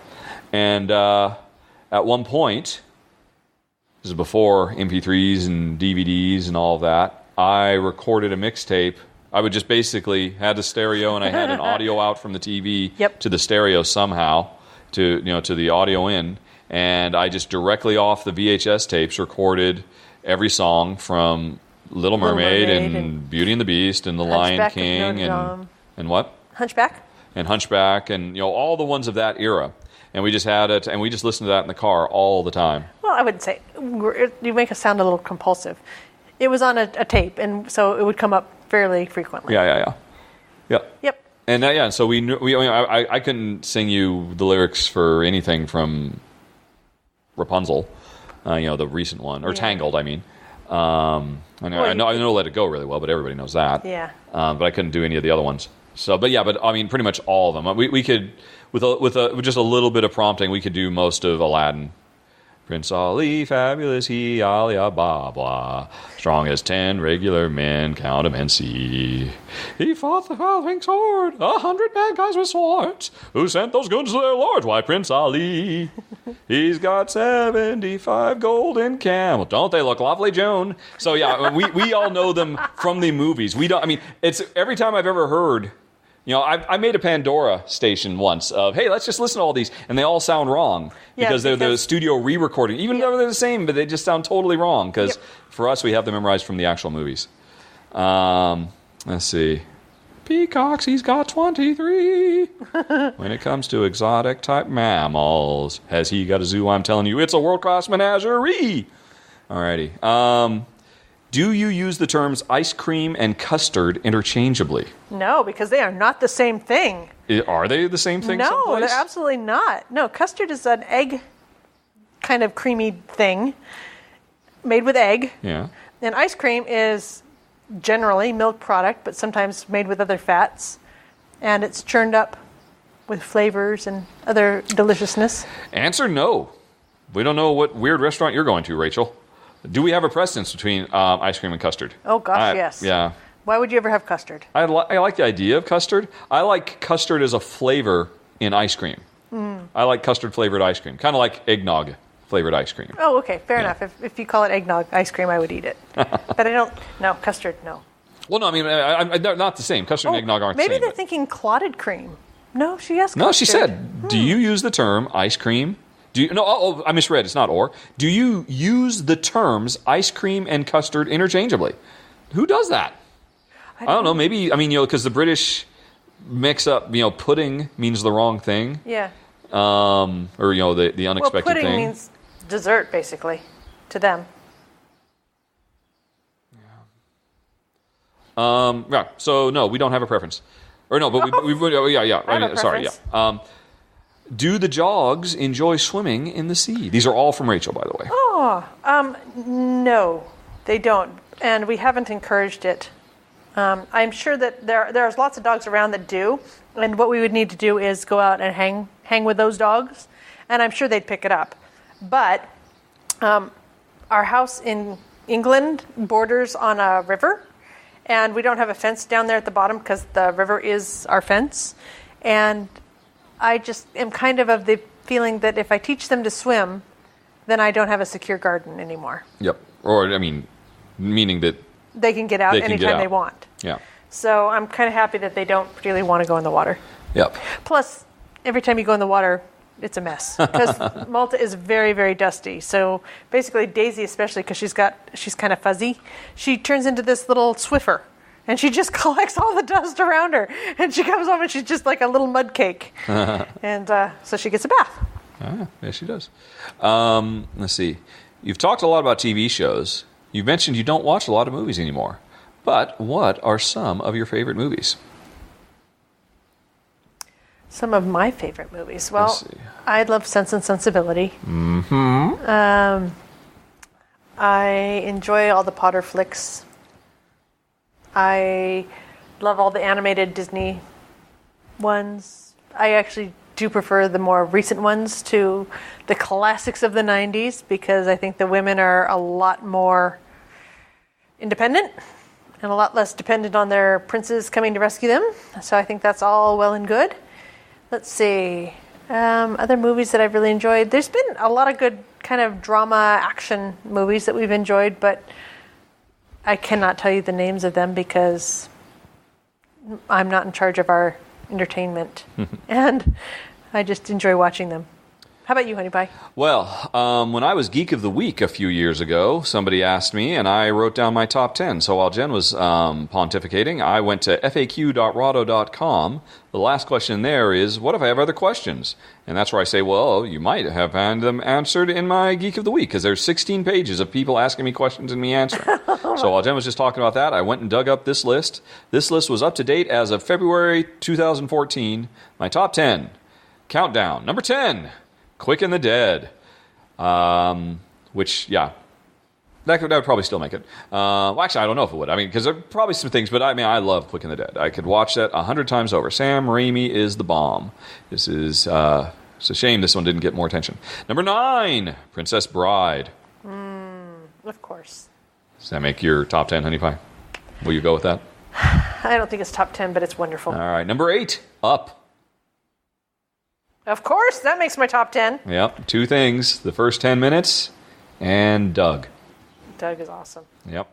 Number 7, Lord of the Rings, Fellowship of the Rings. Of course. Because, man, the other ones were fine, but they just could not, 2 Towers and Return just could not even remotely touch how amazing Fellowship was. Yep. It was near perfect. Number 6, the original Die Hard. No. That was a stunner, I have to say. What do you mean? It was just an amazing movie. Oh, I thought you were saying it's a stunner. It's on my list. Oh, no. Just what an absolutely amazing movie. Yeah? I thought so, yeah. Especially at the time. Yep, back in high school. Looking back on it, too, yeah. Yep. Number 5, Back to the Future. Number 4, Raising Arizona, which is a shame. Jen hates Raising Arizona. Have I ever even been able to sit through a whole... Nope, you've never done it. I can't do it. Tried 3 or 4 times over the last almost 3 decades. And she tries it once every decade and gives up. I just can't do it. I'm sorry. Yeah. It's an acquired taste. Maybe give it another 70 years or so. Number 3, Glengarry Glen Ross, which is something Jen will never, ever, ever watch. I don't know. Man, that game, that movie is so amazing. I could watch it every day. Why wouldn't I watch it? Why haven't you not? Because it's very dark. It's about desperate men doing desperate things and desperately bad things happening to them. Oh dear. But it's brilliant. Number 2, American Beauty. Actually, I wonder, that might fall a little bit because, that was such an important movie to me when I was still working full-time in the game industry, and I was just so miserable. And so that movie spoke to me on such a deep, deep level. I haven't actually watched it in years. I wonder if it would have the same kind of impact on me. Did you have the fantasies about quitting and running and starting your life again? Is that what... that was a big part of it, yeah.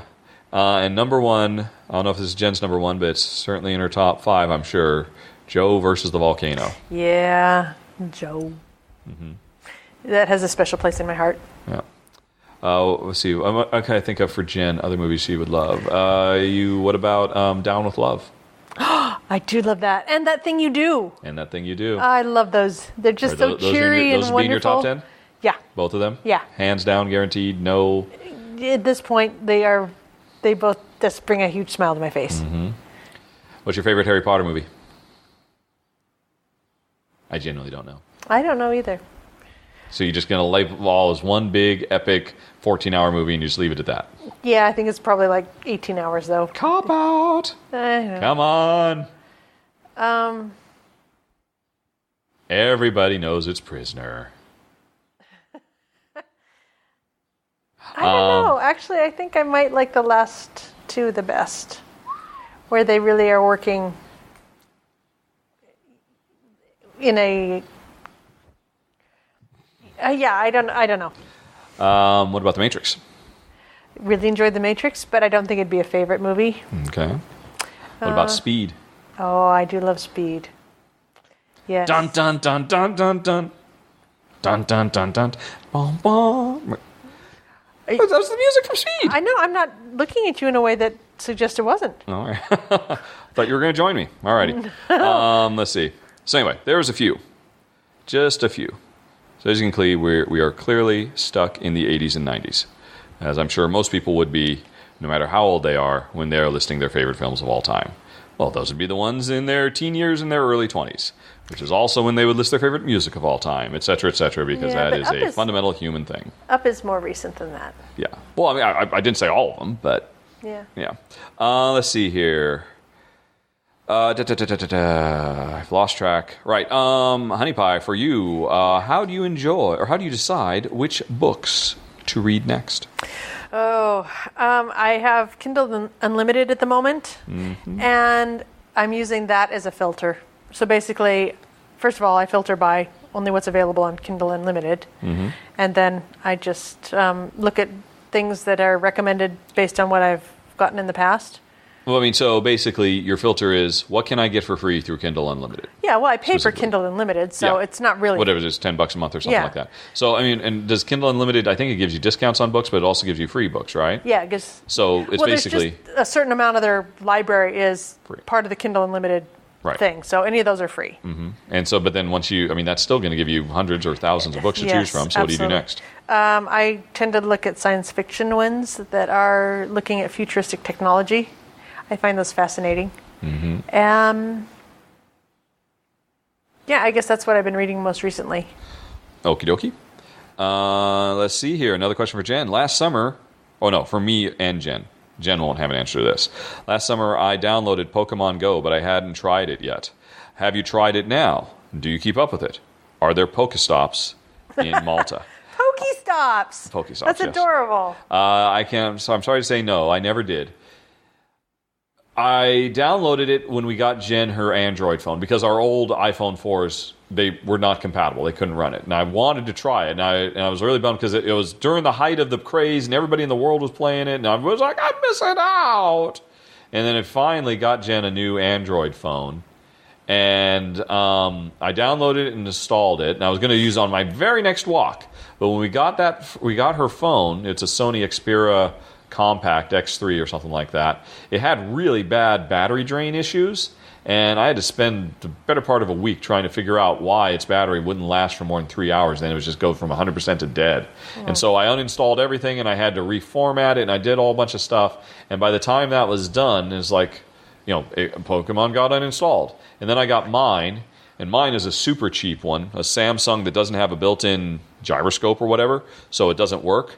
And then I just never got back around to installing it on Jen's because it'll only work on Jen's. And never tried it. And, by the time all that happened, the craze was over, and I was still curious to try it, but I just never got around to it. So I'm sure there are many Pokestops because I knew many people here who were, it was just as big a craze in Malta as it was everywhere else. So I'm sure there's some great ones, and you can get some wonderful whatevers. Pikachus. That's the only one I know the name of. Question for Jen. Being as artistic as you are, do you play any musical instruments? If you don't yet, which would you want to learn? Actually, I learned flute and clarinet when I was in school, and I had piano a little bit and violin when I was a young person. And I think actually a saxophone was a really interesting instrument. So I think if I was going to pick up an instrument, I would maybe pick up saxophone again. And the other thing is I have my grandfather's harmonica, and every so often I pick that up and breathe in it. And it's just really cool because it's from like 1920 or something like that. And it makes me feel cool that he breathed in it as well. So I wouldn't mind sometime learning to play the harmonica. But again, I kind of don't want to just go and have lessons because I'm anti being taught things. I would rather just experiment around and figure it out for myself. But it takes time. Everything takes time. All right. And he didn't ask me, so I'm moving on. Or no, Rachel didn't ask me. To the last questioner, Honey Pie. Wow. Eric has a question for you. Okay. He cuts wine bottles to make different things out of them. Oh, cool. Primarily large wine glasses. Yeah. Do you know of a good adhesive to attach glass to itself for this type of use? I've had limited success with the glues for glass found in hardware stores. Oh, so you're saying to attach a base to the cup part of the wine glass, probably. I guess, yeah. I mean, you do glue your glass together, I know you have gone through many trials and tribulations of people saying, this thing came off, and you're like, oh, I'll try this glue, and you have glue you like now, yep. Right? It's a metal to glass glue, but I think it should probably work glass to glass. If you go to a place called Hang Your Glass, I'll type that into Google and see if it comes up. Hang Your Finally Glass. get you away from that cyst. Just go to hangyourglass.com. They have a two-part adhesive that I use. There's an activator and the actual adhesive itself. And that's what I use now to glue all my metal jewelry bits onto my glass jewelry bits. And it works great. So I would think that it would work just as well glass to glass. So you don't do glass to glass gluing at all? Very, very rarely. I think I've done it. I did it on some trophies about 6 years ago that I did for Taste of Surrey. And, I remember those, yeah. Yeah, haven't done it since then. I don't think. Anyway, actually, I'm sure that I must have used that glue for that because that's what I had still from doing some big wall hanging pieces. So yeah, I would give that a try. And if not, the lady's name there is Poppy, like the flower. So you could always send her an email and say, would this work for glass to glass? And she'll get back to you. Okay. Hangyourglass.com. And that's it, folks. The last question. No. There's a little something that you're going to close the show with. I have no idea what you're talking about. Thanks for listening, everybody. Have a nice day. Talk to you later. So long. Bye-bye. And then the opening bars of... Haven't they got enough singing in this? I guess do they need to be subjected? We've been talking for a long time. Maybe that'll be for next time. I'll do it now if you want. I love it. I love it when you do it. I don't know why you love it. This is how he won my heart. Is it? It was. Well, it surely had nothing memorable. to do. And under what circumstances did I even sing this for you? How did it even come up? You don't even know who C.W. McCall is. I know. I'm sure it was all you part heard of the song's Convoy. And you used to sing it to Jamie. So there you go. I used to sing it to Rainey, actually. Rainey Janie. Because Rainey could do the entirety of Alice's Restaurant. And I could do this. And I could also do the entirety of American Pie. So this plus American Pie equaled her Alice's Restaurant. Okay. Which none of that means anything. Well, you know what American Pie is, obviously. Are you going to do American Pie too? Can you still do it? I'm not going to do it. I can't do American Pie anymore. I used to be able to do it, but I can't do that. You have not forced me to do that at least once every 4 months. Not 4 months. All right. Okay. So there's this song from C.W. McCall. I don't know the name. I think it's called The Classified Song or something like that. I think. If you want to listen to it on YouTube so you can know what the music's like. The music's just like a single banjo. That's pretty much the whole, and it just like rises and falls, but it's that whole thing. Super simple. And here is the song. Are you ready? This is what we'll go out on. All right. I haven't done this in quite a while. I know, actually. It's been a while. All right. Let me get some water first. All righty. All right. How's it go?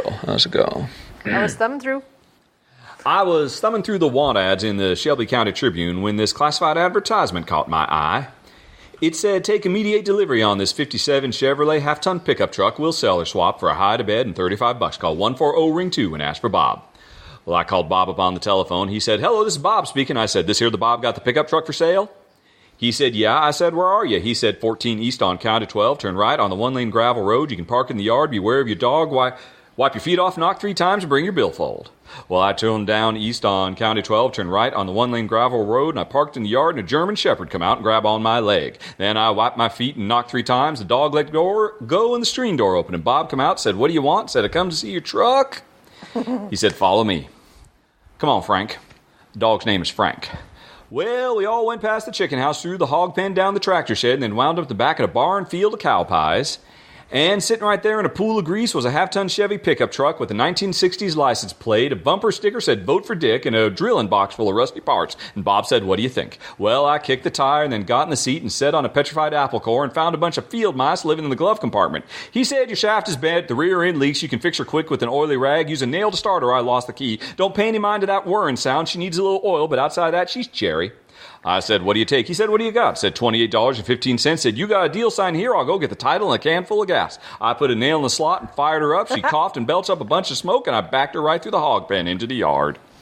Well, Frank jumped in and bit my leg, and I beat him off with a crowbar. He jumped on out the door, fell off, and the left front tire went flat. I jacked it up and patched the tube, and Frank tore a piece of my shirt off. Then Bob come out and called him off, said, you better get on out of here. I went left on a one-lane gravel road, went 14 west on County 12, took 2 full quarts of quarter-weight oil just to get her to the Conoco station. I pulled up to the regular pump, then Harold Sachs and his kid came out. He said, I seen better stuff in a junkyard. Where'd you ever get that truck? I said, that's a long story, Harold.